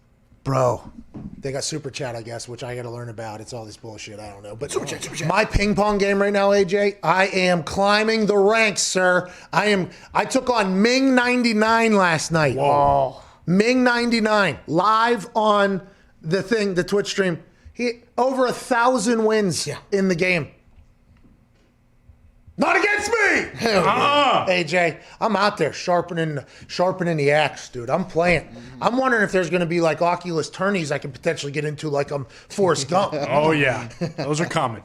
Hey, I played my first game last night against a dude on there, the ping pong. I got beat because whatever the stupid rule is when you serve, I served 6 my first inches. 10 of Come them, on, and, AJ. like it didn't count. Yeah, it'll get me too. It'll get me as well every once in a while. I'll get a service phone. I don't know why. You have to throw it up 6 inches? What's that whole deal? I think that's a free fall for 6 inches. Yeah. So you can't just hit it out of your hand. You know how people like hit it out of their hand? Yeah. You might have to back up too. Yeah, if you're serving from in front of the line potentially, it doesn't count either. So you got to just back up in your virtual reality thing. Okay, yeah, because when I actually played, when it didn't give me faults and everything, I beat the dude. But out of 2 out of 3, he won with my serve just going out every single time, not counting. Are you a good? It feels like you're probably a pretty good ping pong player, huh? I could be, but I need some kind. Okay, I don't know if it's my fingers, my hands, whatever. But I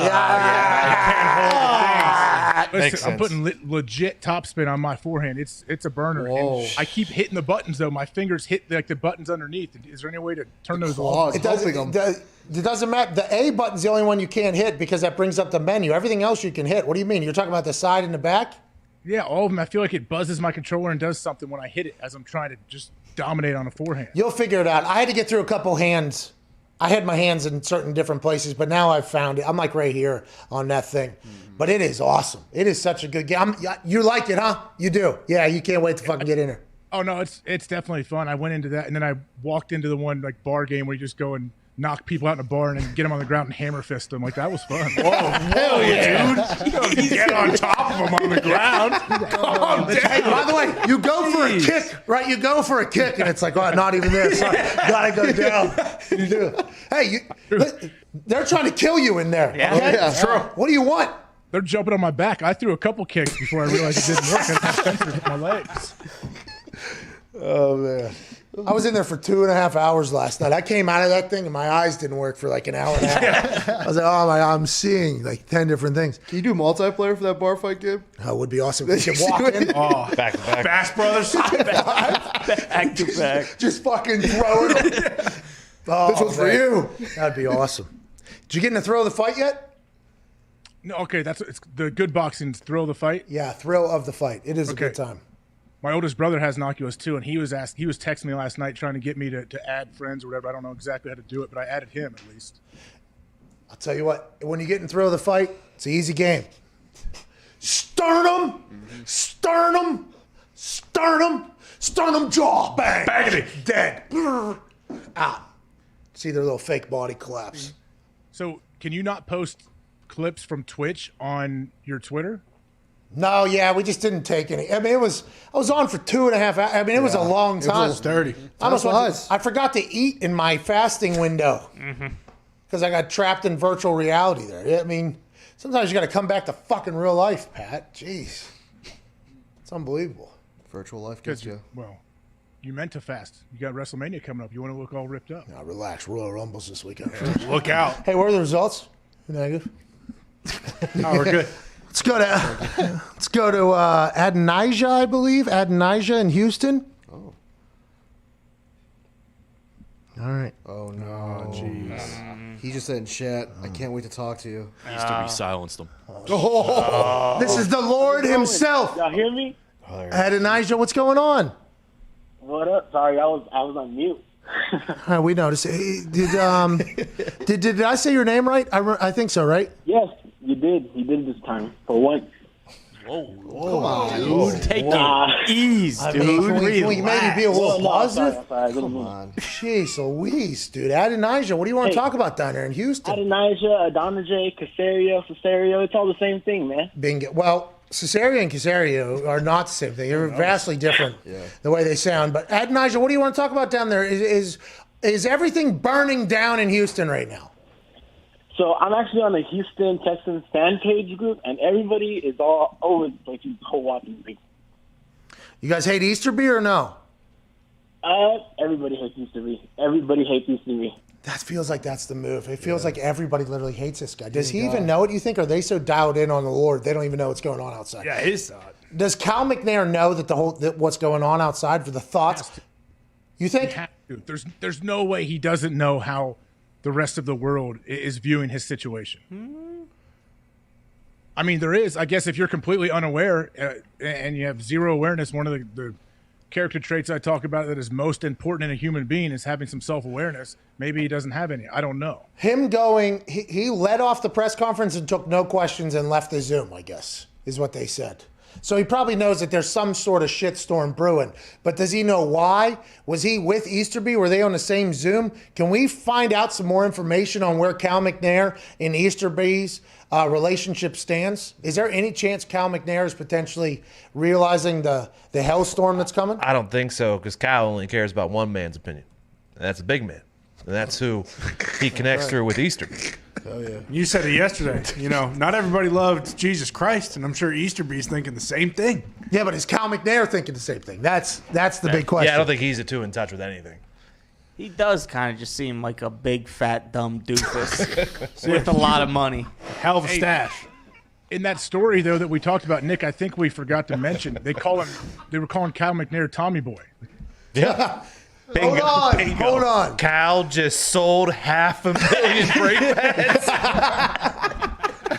Hell of a quote. Bro, I was compared to Chris Farley today. It was kind of a slap in the face, but an immense compliment, obviously. Rob Domovsky, who I don't know that well, in the Ringer article that Brian Curtis wrote, he said that the interviews with Aaron this year reminded him of the Saturday Night Live skit when Chris would ask Paul McCartney, do you remember that whole thing? So kind of a slap in the face, but also an incredible honor, so I don't know how to feel about it. I took a shit this morning while reading it, and I had to do like a 5 to 10 minute thought, like kind of compliment, kind of a slap in my interviewing style. I don't know how I feel about it, but let's go ahead and move forward. You know what I mean, AJ? Do you know him? Yeah, I know Rob. It's a compliment. Rob is the one that Brady Papinga went after on Twitter. And then Rob texted me something and saying how trying to clear things up. So, yeah, I know Rob. I've had forever. He's the ESPN guy now that they always show. All right, well, I appreciate the compliment he gave me. Or the slap in the face, the interview style. I mean, it doesn't reflect what you think, but that guy's a loser. The opinions of him do not reflect that of me. I want to clarify it as well. But I watch his stuff. I read his stuff. He's a grade A loser. Oh, jeez. Jesus. There's no reason for that. And I want to let Rob know that we did not prepare that. No. That was not this is not a show that would do that. I do not feel that way. You should not be saying that. You don't know him either. I won't say it anymore. I don't know him, but I know how I feel about him. He's a loser. Well said. Aw, you just said it again. Now, we should say Connor's opinion should not be one that everybody should take, because I do not believe what he just said. Thank you. No. I mean, I'm a loser. Hell, it takes one to know one. Yeah, it does, doesn't it? Oh, yeah. Hey, AJ Dillon, by the way, dancing on your I'll grave. tell you I what. don't know if you should be worried anymore. Let's get some phone calls here. Let's go to Jordan in Youngstown. What's going on, Jordan? What's up, man? How are you? Hey, just hanging out, Jordan. What do you want to talk about? Hey, the Deshaun Watson obviously is the big thing, but it's the Jets and the Dolphins. Jets are just a dog shit franchise that hasn't been good for a long time. What about Bob? And the Dolphins, the Dolphins I don't think is the right fit for him. Wow. The Broncos aren't being brought up enough. Jerry Jeudy, Cortland Sutton back this year, KJ Hamler, Melvin Gordon, and it's a winning franchise, and you got Elway at the helm. Why is that not being talked about more? Also, you know who beat the Dolphins? So you guys hate Drew Lock, even though you guys beat the Dolphins and the whatever team you were about to say there? No, I don't hate Drew Lock. He's a great man. You can get. What do you got to offer there, Denver? Well, they got John Elway. Yeah. It's about what the Texans want in a trade, not what team wants them. Good call, Gumpy. That a baby Gump. Thank you, Gumpy. Sean's got a little bit of control. I don't think he does. He's going to have to pay back a lot of money. That's going to get very ugly. We'll talk about it next week for sure. But Super Bowl week is going to be packed to the gills. Oh, yeah. We cannot wait for that. Also, the Countdown to Kickoff Celebration Super Show that is happening next Sunday. Potential massive guests being lined up. Okay. Cannot wait for you guys for the last 2 hours before kickoff. We'll be live at youtube.com/The Pat McAfee Show and on SiriusXM. Now, we're going into Pro Bowl weekend, Senior Bowl weekend. AJ, we're in ping pong tourney happening on Sunday. AJ, will you please send these people into Chris Mad Dog Russo, Mad Dog Unleashed, at the next level of energy and excitement for the greatest Friday of all time, AJ? No, I will not do what you asked me to do, but I did want to take this time just to tell you and the boys, like on a serious note, I was thinking about doing like the Tebow speech actually right here earlier, but then I'm like, no. Please. What I've told you before, Pat, and I know you're very, very, you don't receive compliments well. You get very awkward and weird, which is fine. But the boys, I just want to say, like, what you're doing, what the boys are doing, being a part of it, I'm very thankful and I'm lucky and I have a great time. And I'm dead serious. And I really appreciate people watching, and I feel like it continues to grow. And wherever I go, people through their mask or something try to yell things to me, ask me what you're like, what the boys are like. And you know what? It's a great thing to be a part of. So thank you guys. AJ, thank you. Oh, yeah, AJ. Honestly, thank you. We're thankful to have you. We're very lucky that a lot of people like to watch and listen. We're very thankful for that. The man who's about to speak through your radio, Chris Mad Dog Russo, legend in this game. Mad Dog Unleashes on the other side of this 6-minute break. We'll see you on Monday. We'll be overreacting to some shit. Nailed it. Hell yeah. Hey, that was very nice of you to say, obviously, but not what we were looking for at all. Yeah. I know. Because I'm trying to shut that down for once and for all. Oh, so what you thought was okay. So what you thought was, how does Pat feel awkward? All right, now I need to flip this moment that I don't particularly enjoy, that he can just drop on me at any moment. How do I flip this to make him hate it completely? And that's exactly what you fucking did. It naturally, honestly happened that way. That was not my plan, but I feel like, you know what, sometimes you need to let people know when you're thankful, grateful for what they have done and what the people have done for me. It's very nice of you. We're thankful for you as well. Well said. Thank you, man. You're a good guy, AJ. AJ, without you, by the way, none of this probably happens. Remember that. Feel good Friday. Feel good. Ty's last bark as you were signing off was amazing. Whose? Ty's or Connor's? Ty. Hold on. So, like at my house, when I hear I try to guess which cat it is, and I think I'm at the point now. You think you're at the point where you can distinguish barks from over here? Yeah, I definitely know Connor's bark, and I heard Ty had like a whimpering, dying dog bark right at the end. That would be Ty. Yep. Yeah, that would be Ty. It's pretty good. All right, let's go to Nate. Let's go to Nate in Ohio. Nate, what's going on? Hey, boys. How y'all doing? Not too shabby, man. The dog's okay, too, if you're wondering. What do you want to talk about? First off, I want to say I can't even believe that I'm on here. I've been watching you ever since you joined the Indianapolis Colts. I love you, man. Everything that you do for the city, it's just been an inspiration watching you. And my question is this. Love you too, Nate. Love you too, Nate. Love you, Nate.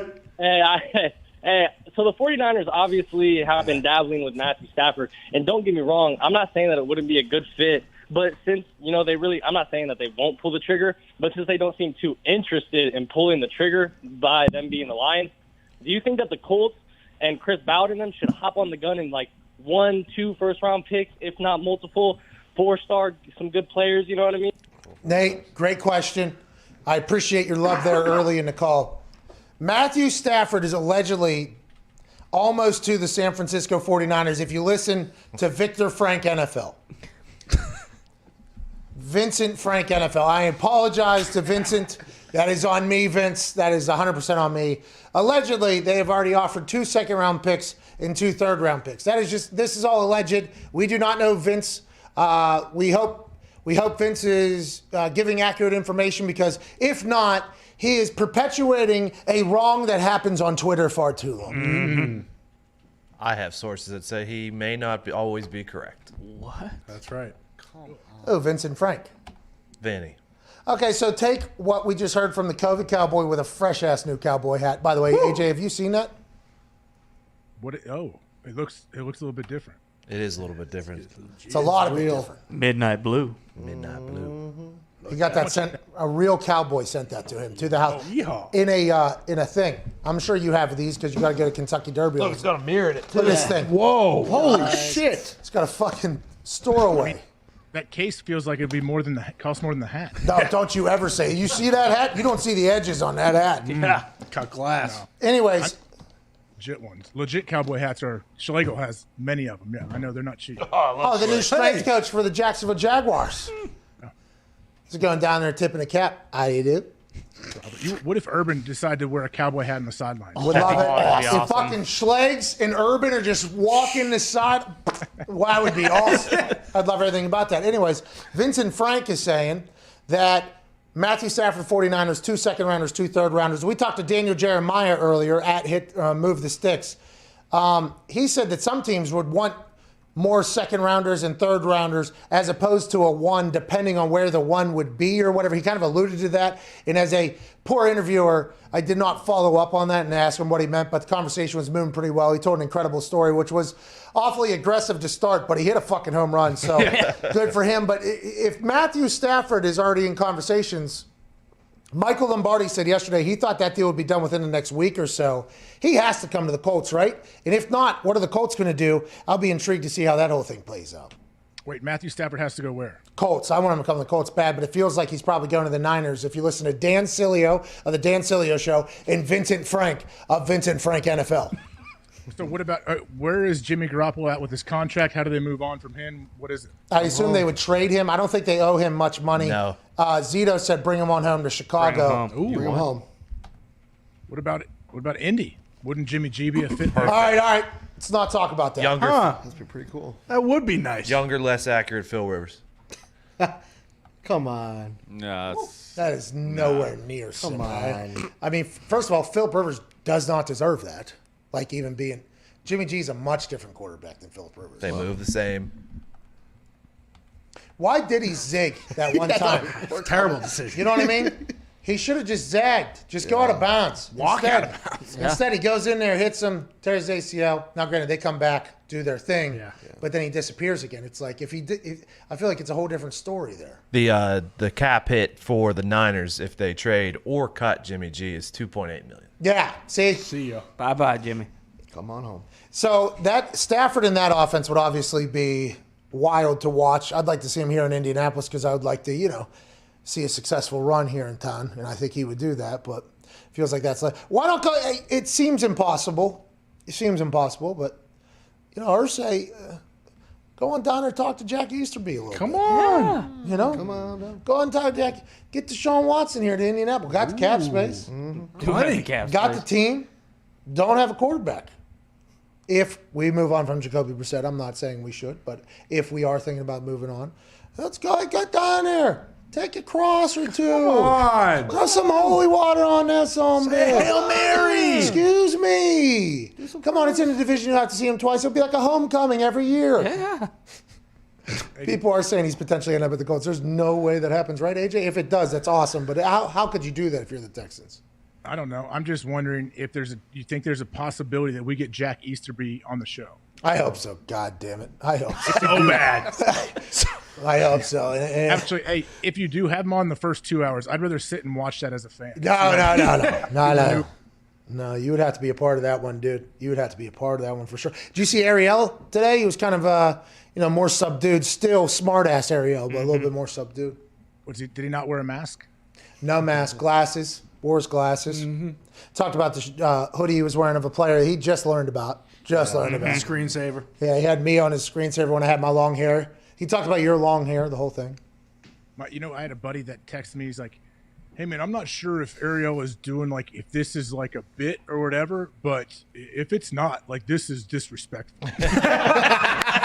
Was that Bobby Carpenter? Is the general getting the soldiers ready? Schlegs? I was like, just watch the rest.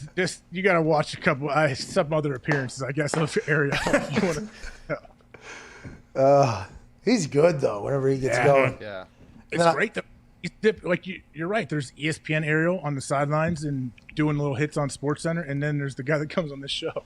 There's the guy that I think. Is he like that? Is he in character on any other platform that he does? Any other show? He did something this weekend, and it was with Taylor Twellman. Whenever he started talking about the Bills, Taylor Twellman, I assume Boston, New England Patriot guy. Yeah. But it was for a fight show, I think, and he was up on a TV screen, and they were all in studio. And he just started cutting a promo on the thing, and it was very entertaining. I was like, that's the. So I don't ever see him in anything else, to be honest. And this sounds like an asshole thing, and I always tell him this, but it's real. I don't see him on any of the other channels that they do, and that's on me for not doing it enough. I just live on my phone, so I see all the social stuff, but I don't really see ESPN Ariel much. I don't see him. I assume Dana White probably told ESPN hey. Any way we can keep Helwani off the screen, let's do that. He and Dana do hate each other. That could be, and I don't know if that's a bit or not either. I don't know if that's real or not. No, that's real. How do you know? I mean, Dana's called him out in press conferences back in the day. He's taken his press pass from him, didn't he? I think Ariel, when he leaked the Brock Lesnar news, they've had some back and forth. I mean, he's what? Is he the journalist at ESPN for the business that Dana White runs? Well, before he was at ESPN, didn't Ariel have his own thing? Oh, yeah, believe me. Oh, yeah, he had YouTube. I started YouTube. I didn't know he had a website. He was a writer for a website, wasn't he? Yeah, he made up awards for himself. I mean, there's a lot of things he's done that have been obviously incredibly hilarious, but I don't ever see the Ariel that we mock, by the way. No. I've seen it a couple times, and I don't know if that's all the time. But I like him on the sideline of NBA games. There's probably some moments for him to add in a little. I think he's hysterical. I laugh very, very hard at old Helwani whenever he gets going. I enjoy it. But I also view everybody as a character. So You probably should. I think that's probably the right way to go about it. I agree. Are you playing Sunday or what? Why'd you put those on? I think you put those on right as Antoine came on. Was that? You heard me. I did. I just wanted to make you think that I couldn't see what you said. You know what I mean? So I did that. Every once in a while, I just realize that, some eyes shouldn't be seen on television. So you got to put the glasses on to add a little extra layer of protection also to protect my eyes from looking down at all my work I got to do. You know what I mean? All my work. On screens. A lot of screens. Hey, Pat, did you still have a note on your desk from yesterday when you wrote whatever to do today at the end of the show? Funny you say that. Oh, shoot. Funny you say that. It's right next to those batteries that you really seem to always... I was actually under them. Thanks. Right here. What did it say? Right there. Look at that. You see that? Is that your rundown? Hawk Hype Hive. Yeah. Hawk. Hype Hive. 255. Right here. It was sitting right here to remind me. It's right here underneath these things. But I remembered still. Yeah. So it's 4-page ads you got to read. Actually, I was reminded from the back. 54. Hey, 2 minutes until Hawk Hype Hive. It was awesome, too. The boys are buzzing. He gave a great speech. Incredibly uncomfortable. Very cool. You know what I mean? I appreciate that. It's good. I wanted to express how I felt, and I wanted you to feel really weird and uncomfortable. So. Are you okay? Are you playing ping pong this weekend with us or what? Ooh. I'll let you know day of. TBD. I'm a game time decision. Okay, so we have to set a schedule. Good God, AJ. And he's game time decision. Think about it. So it's unbelievable. Obviously, I'm not because I just don't have like an 8-hour window on Sunday to fart around and wait for you guys to get online. Fart around. This guy. Fart around. You don't get it. Fart around. Connor, I love it. It's amazing. He does it. It's not. It's not amazing. It's not a joke. Hey, he's a truth teller, dude. Like Jack Easterby, bro. Yeah. What are you bringing with you next Sunday for the Super Show, AJ? We'll bring wings. How are we dressing for that? Are you dressing up or are you dressing comfy? I'll do whatever. What do you want to wear? I don't know. We're trying to figure out because like draft night, Celebration. a little celebration. You bringing the family? But Super Bowl also celebration. Yeah. So are we going what I would normally wear at the house if I'm watching a Super Bowl? Because I'm coming in here, house shorts, tank top, probably. Comfy. Probably a zippered down hoodie. Ooh. Yep. Okay. Hood up. But also, show's going to be big. A lot of people are going to see. True. Probably. The guests that are potentially coming on, people are going to see this show, So do I want to dress like that for that particular thing? Or do we want to be all like, like what we do every day, probably? Yeah. That feels like probably the right move. Yeah. Business casual? I think sports casual. Athletic casual. Isn't that what Brandon Staley called it? Yeah. Athletic casual. Athleisure. Oh. Put that on a shirt. Put that on a shirt. Competitive casual. Start a thing. I think it's company. What is? Athleisure. Isn't that isn't that Lululemon? Don't they say that? Well, we know a company that stole our guy. Yeah. Oh, you do? Yeah. Good Bird company. dogs? Nunchucks. Yeah, they're giving away nunchucks now. That's right. Yeah, I pay attention. You ever seen it? Wait till you know this. Hey, can you put that CBDMD thing up here? It doesn't, but hey, doesn't the Lululemon guy have a non-compete? They can just steal him and he's making bird dogs the next year? I know. I was pretty intrigued by that whole thing as well. But especially as I was told to read it as an advertisement for the company. I'm like, aren't we kind of promoting something that... So we got one of these coming out for bird dogs next week that just kind of pops up in the middle of the thing. Wait until you see this one. Oh, AJ. What is it?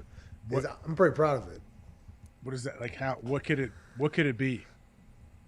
Well, that's what we're saying. Wait and see, my T-shirt. friend. Oh, it's probably like it's a live animation of you with the nunchucks or whatever, and it tells you like I'm sure the website and where to go. Spoiler alert, dude. What's wrong with you? How do you sleep at night? Are you kidding me, dude? Back to the drawing board, boys. Damn it. Jesus Christ, bro. Hey, Connor, how long did it take Connor to do that commercial where he's shirtless and he's playing 9 different characters like Multiplicity?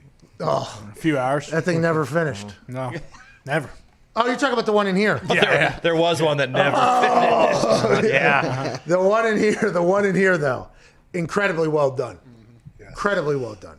Mansuri and Connor, using the magic of motion picture in here. Yeah, it was mostly me and Surrey. I just yelled like FanDuel like a couple times, and that was it. A lot of times. It was very loud. Yeah. And the whole office suffered because of you shooting it. But incredible fucking piece of content. I love that thing. I'm a big fan of it. Hey, I was asked if I wanted to be in a show, dude, an actor.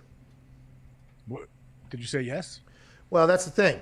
Okay, if you absolutely fucking despise the character that you're going to be, but it's an opportunity to be in something that people will see, that's Hollywood. Do you do it or not do it? Creative differences. I think you do it. Yes. Oh, you guys are saying yes? I think so. Yeah. I know I some thought this was people going are to be no. a very different. I thought this was going to be a very different thing. I think you do it no matter what. You just add that to the resume, and who knows who you run into on that set. Yeah. You know, you might run into someone who's making another something that has another role for you. But what if I'm a method actor and I don't even know it? What if I get down there and it all starts popping off? Only one way to find out. I don't want to be that person. Seems like you wouldn't be a method actor. You don't What say. do you mean? What, is this? You don't say. Would you be in multiple episodes? Or is it one-off thing? Is Well- it a cameo? Like, what is it? You know, Ari Gold was only supposed to be in one episode or something like that. Then he come in and it all happens, and who knows? Maybe it becomes your show there. Yeah. Why don't you like your character? What's your character supposed to be? Well, it's my acting debut, and the character is just not a great character. It's not a You a pedophile or what? not a pedophile. That would be a tough character. Turns out my character is actually pretty good. It's like a good wholesome It's a good character. wholesome Yeah. character, actually. Like when it comes to the character of the character, but how the character is portrayed is how do we want to do it? You know what I mean? Do we want to do it? I'd say yes. Do it. It's an incredible honor to be asked. I think it's actually going to be seen by people too. What studio? Yeah. What is it? What network? Is it Ballers? Am I allowed to even? Not ballers. Not ballers. They ended actually. But that's what it could lead to. That would have been Rock. Can you? I don't think Dwayne will be on there, but it's possible. Holy shit! I'm joking. Are you going on? It's not. You going on the Watt bro? Is this for the Watt brothers? Their show? This is a. I think it's going to be a very high. How do I think it's probably pretty expensive. I think they're probably High budget? I would assume it's a high budget operation. You don't think? I don't think so. Oh no! Really? No, I would assume no. Now, granted, I would That need company? You think? No. Well, That company, Looks pretty good from their Twitter. that company's put out some duds. No, you stop. I'm just saying. The This budget's gonna guy's be like slandering 120 mil. everything. I think you should do it. I'm being By real. the way, I'm not getting paid a single dollar for this. The thing. budget most certainly will not be 120 mil. Well, you don't know that. You do not know that. Yes, I do. got a It pretty will good not be idea. that expensive. It's gonna They be that would not expensive. be making that. What is it? Is this an Adam Sandler movie on Netflix? Yeah. By the way, That'd we be a no-brainer. wouldn't be having this QB conversation. Halloween 2. Would not be having this conversation. Would Sign be me in. up. I read the script. Though, Sandy too. Read the You script. have was- read the script. How was that? I read. The Wait, script. you don't read the script. Script reads you. Well, it did. Oh yeah. It did not read me. First page, back page. Well, then you know. I read it. Were you on the first page of the script? No. Were you on the last page of the script? No. I won't do it. They only sent me one page of the script though, and I was on that whole page. Okay. So, Oh, so you only have one scene with lines. bingo. So Do you maybe know 140 any of the mil. other actors that you would be with? Yes, one of them. Name. Can you say what's their name rhyme with?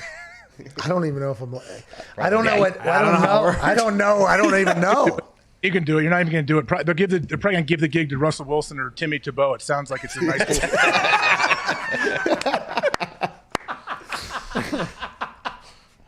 Timmy Tebow. Nice. Cesario. That's a good Casario. dig. Tebow. I don't know, dude. Just do it and tell us what it is. I can't tell you what it is. I honestly don't know if I'm allowed to. What's your okay? What's like your first line? What is it about? Oh, Like, yeah. do you remember? Yeah. Here we go. Let's go. No, come on. It would have been awesome if I would have just wanted. You think you can silence me? Let me find it here. Hold on. The documents were always in the lab. Were you running lines with Sam last night? There's not enough lines to run them with somebody. Have a little respect. Actually, okay, so this is all right, so 4 pages of shit, but boy, they're like quadruple spaced, aren't they? I mean, that's like the way these scripts are written. They're like super spread out. You know what I mean? A lot of dialogue. Minute a page. They have my name Oh yeah. stamped across it, right? So this probably tells me I'm not allowed to talk about it. right? Because they're probably They do that with bootleg movies. They want pub. They want pub for the show. Obviously, you have a huge. They do following. not want pub yet. Okay, maybe that's why they want me in it potentially because of that. But you could start the groundswell of support right here, and they'd probably double your pay. Early press. This is what I'm saying. My first line involves, I say something and then I go, right? Question mark. That was good. Whoa! Holy shit! What did you say first? Yeah, what was the whole line? I cannot say what the first three. It's by the movie name. There's three. Yeah, there's three. There's three words there and then a comma and then right. That was some good kicking, right? Thank Just you. did it again. See, I got the first line down. That's very good. I did run these lines with Sam last It's like night. a no Is it a brainer. show? Is it a show or movie? It's a show. Yeah. Can't say the second line because that would say what I am. Oh, okay. It's three words though. Retired punter or kicker. Oh, it's No, two- no, no. It's 2 words, you idiot. No, I'm an actor in this. This isn't Pat McAfee, dude. Fucking have a little respect for the character. I wasn't going off the. Bro, will you have a little respect for my thespianism, please? Jeez. please. Sign on set. I'm trying to let the people see what you have. You should thank me. You want to run these lines? I mean, I would need my side. All right. Wait, let me scroll down 2 pages. I talk here. Let me add his name on the script.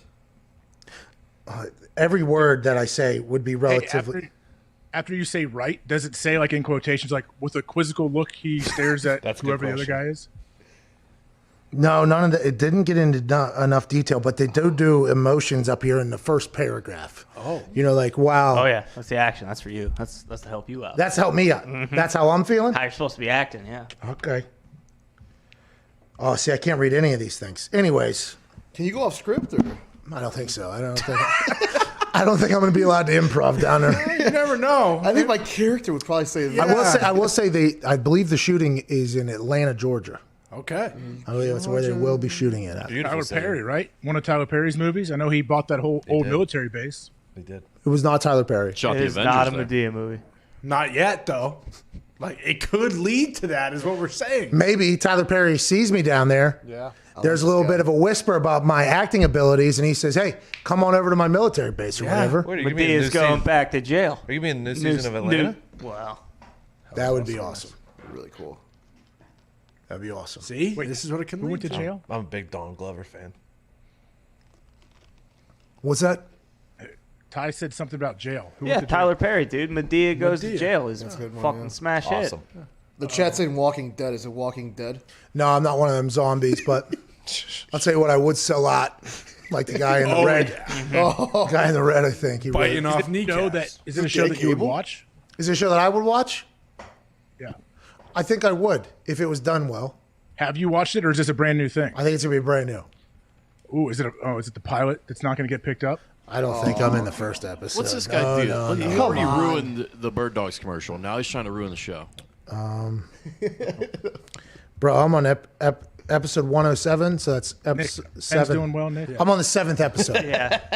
Oh, so you're a pivotal character. You fucking take it easy on the pens, dude. We're talking about something else right now. Oh, how, wait. question. Yeah. I watched the Sidney Crosby interview earlier today. How'd he do? What'd he say? Did he look like he was pumped to be a part of the Penguins organization? Yeah, he did. I think it was a year or two old, but yeah, it was good. So Better it wasn't days, after better last days, night. Better days. Better days. Better days. Better days. Lost their Bruins last night. By the way, I hit 10 of a 12-leg parlay last night. Damn. Wow. That would have pocketed me, I believe, $40,000. Penguins were one of them. Oh, really? They didn't just lose to the Bruins, too. They got their fucking asses beat by the Bruins. It's not hockey. This show's already ruined, all right? Yeah, I know. That's why, We need to stop talking about hockey. Ah, all right. What happened to them? Why do they stink, Nick? Why do the Pittsburgh Penguins stink? Why are we losing to the fucking Bruins for? Because they're trying to play a way that they think they can play, but they can't. They don't have the personnel, and they are missing 5 defensemen. It's like playing without an offensive line. You just can't do it.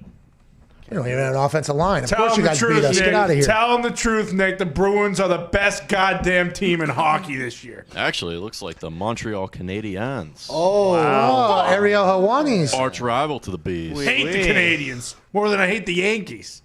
Whoa. You just took down 2 countries there. Yeah. Smart. Did it. Way to stay balanced. What are you still scrolling? What are you still looking for? I'm trying to see if there's anything I can read about this that doesn't give away exactly what it is. You can, though. It's not the show. It hasn't been out yet, so it's not going to tell us anything. Can you read the description of the setting, the scene that you're I'll in? be wearing khaki pants. Okay. Tucked in shirt. Okay. Khaki pants, tucked in, button down. Oh, I know who you are. you now. playing like a Jake from State Farm? you playing like a Southern frat boy? You got tassels on your shoes? They are asking him to develop a bit of an accent for the role. Whatever you do, come up with a weird accent for this character and tell him it's just a choice that you made. And you're sticking with. Wait, is 2.5 Men coming back and you're playing Alan Harper? It would be awesome, and that would be an automatic yes. Is Todd Chrisley opposite of you? Todd Chrisley is not a part of this, by the way. There would have been another, probably rather quick yes. No brainer. If that would happen. Until he tries to blackmail you. All right, here we go. Well, I did hear about that. And I have not reassessed my position on the family since learning of that, so maybe I should back off of that a little bit. I have a line, and I go, I'm just a modern day, okay? I'm just a modern day guy with a passion for grilling, craft beer, and kicking ass. Hell yeah! Right. Oh, you're the new Walker Texas Ranger. Episode 7, I don't know. Inject this show into my veins. You have to do this. I'm just a regular modern day guy with a passion for grilling, craft beer, and kicking ass. Oh, hell yeah. Yeah, dude, it's going to be tough. I told you, man. I don't know. You have a spatula in your back pocket at all times. Like normally, as soon as you hear about something like that being offered this, you're like, yes, fuck yeah, this is awesome. And then you read it, you're like, well, I'm not sure that's anything. You hate craft beer. Come on. God, there's a lot of things in here that I would not. I mean, khaki I've pants, never tucked in, seen you button in down. khakis. Yeah. But that's why it's acting, boys. That's how you're acting. Right. Exactly. Right. You know what I mean? You're going to remake a Roadhouse? Hey, just stand up and just redo that line one time. I don't think you're going to get the role if they see this. Whoa. I'm just a regular modern day guy. I'm passionate about a few things. Craft beer. What? Kicking ass is the last one. I know that. But I got some other shit I'm passionate about as well. Just fucking wearing these khakis around. You know what kind of shoes you're wearing with the khakis? Is it tennis shoes or is it like nice? Feels like it's probably boots, Brown huh? shoe. You think I got boots? If you're a griller, I would say. Kicking ass, craft beer. Yeah, low top tassel shoes for sure. Boat shoes, you mean? I'm not. Why do you want me to be the Southern frat kid? I don't think that's what they're asking me to be. You're shooting in Atlanta. You're wearing khakis and a button down tucked in, probably with a braided belt. Yeah, you're going loafers, no socks. I hate to break it to all of you, okay? Yeah. Batman was shot in fucking Pittsburgh, okay? Just because it's in Atlanta. They shoot everything in Atlanta. Does not mean that it's going to be a Southern show, No. okay? Hate to break the fucking Hollywood magic You're away. probably all doped up and high on cocaine, too. There's no cocaine in the script. But in Atlanta, yes. But it is Atlanta. Oh, yeah. I was saying, I don't care about Atlanta. I understand they shoot in New Mexico, Canada, all over the place. Atlanta's a big spot now. It's all for tax reasons. But you put a Southern accent on your character. That's why I would assume that. Well, that is potentially because it was going to be in Atlanta.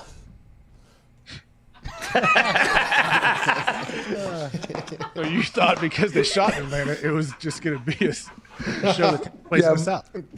Much like you did there, yeah. I did the same thing. Anyways, got to get out of here. Have a great fucking weekend. AJ, are you playing in this ping pong thing? We're potentially giving away $10,000 on Sunday. Come on, dude. Can I win the money? Maybe. No, well, you can win it for the commenters. Okay, then I don't know. I probably won't be there, but I hope to be there. If you could win money, would you come? No, but if I can win money for other people and have fun beating you, then yeah, I would do it. Okay, so that's potentially what's happening on Sunday. So you're doing it? Yeah, I will be staring at my phone, waiting for whenever the start time. Come on, we tried to set this whole thing up yesterday. You got a flag game at 1 or 3, and they're an hour long each, and you don't even know when your kids play. I mean, when are you open? Well, it changes every week. But you know what? I do want to play. I will send you a text when I figure out his exact schedule for Sunday. You're his dad, dude. You don't know yet? What the hell? Deadbeat. They don't know yet, bud. I tell That's you what, not COVID true. with the COVID situation, things change by the hour. I feel like these are like pop-up games. Well, we're not like that. We try to set things in a scheduled time. Yeah. We got commentators coming this weekend. Hell yeah! You could just skip his game and set his life on a different path. Yeah, maybe not be like his dad running his head into people. Yeah. You're right. Maybe, yeah. Just staring over his shoulder the entire game, looking to see if you're there or not. Fucking hit somebody! Maybe get him an Oculus. Picks up a pack of cigs after the game because you never showed. You went off to the store, never came back. You just have the old ball and chain take care of it. Jeez.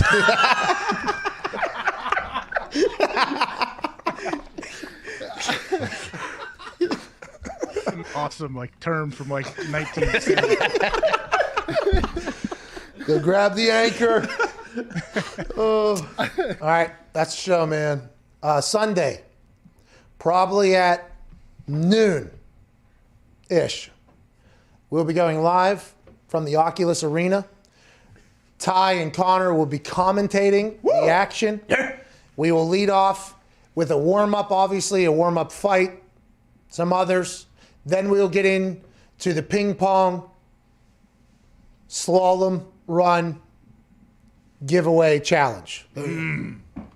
That's what we'll do. Hell yeah. I will play against randoms. I will play against guys in the office. I will play against humans not in the office. And in my quest to become an above average Oculus ping pong player who can maybe one day transfer that talent from the Oculus to real life and maybe become an Olympic ping pong player, we'll be giving away potentially $10,000. Let's go! Yeah! Will AJ want to participate or not? That's the question. We'll see. I want to because I've only played one game, but I really feel like I can beat you. Yeah, well, see, that's just a very ignorant thought. Only one way to find out. You know what I mean? That's a very bad idea. You can't even serve. You can't even serve yet. You'll figure it out, though. You can tell when people are new on it. That's why you don't judge anybody, by the way. That's why it's not that big of a deal if you come in there and lose, because it's difficult to make the transition into it. And I've just been in there for literally hours on end at this point. I mean, it's just, come on. How you doing? It'll make you have to take another shower, man. I played last night. My wife was sleeping, and I was standing in our room playing. And I was dripping sweat. Wait till you get into the fight. All right, Sunday, you're going to be a part of it. So are the boys. We'll give away some money, maybe, depending on how people play. It's been a hell of a week. We appreciate you all so much for rocking with us. We'll be back on Monday, Super Bowl Monday. Yeah! So then hope you join us on Sunday. We'll probably be here on YouTube, if I had to guess, streaming live on YouTube. We appreciate you so much. That's been the show. Have a great weekend. Cheers. See you.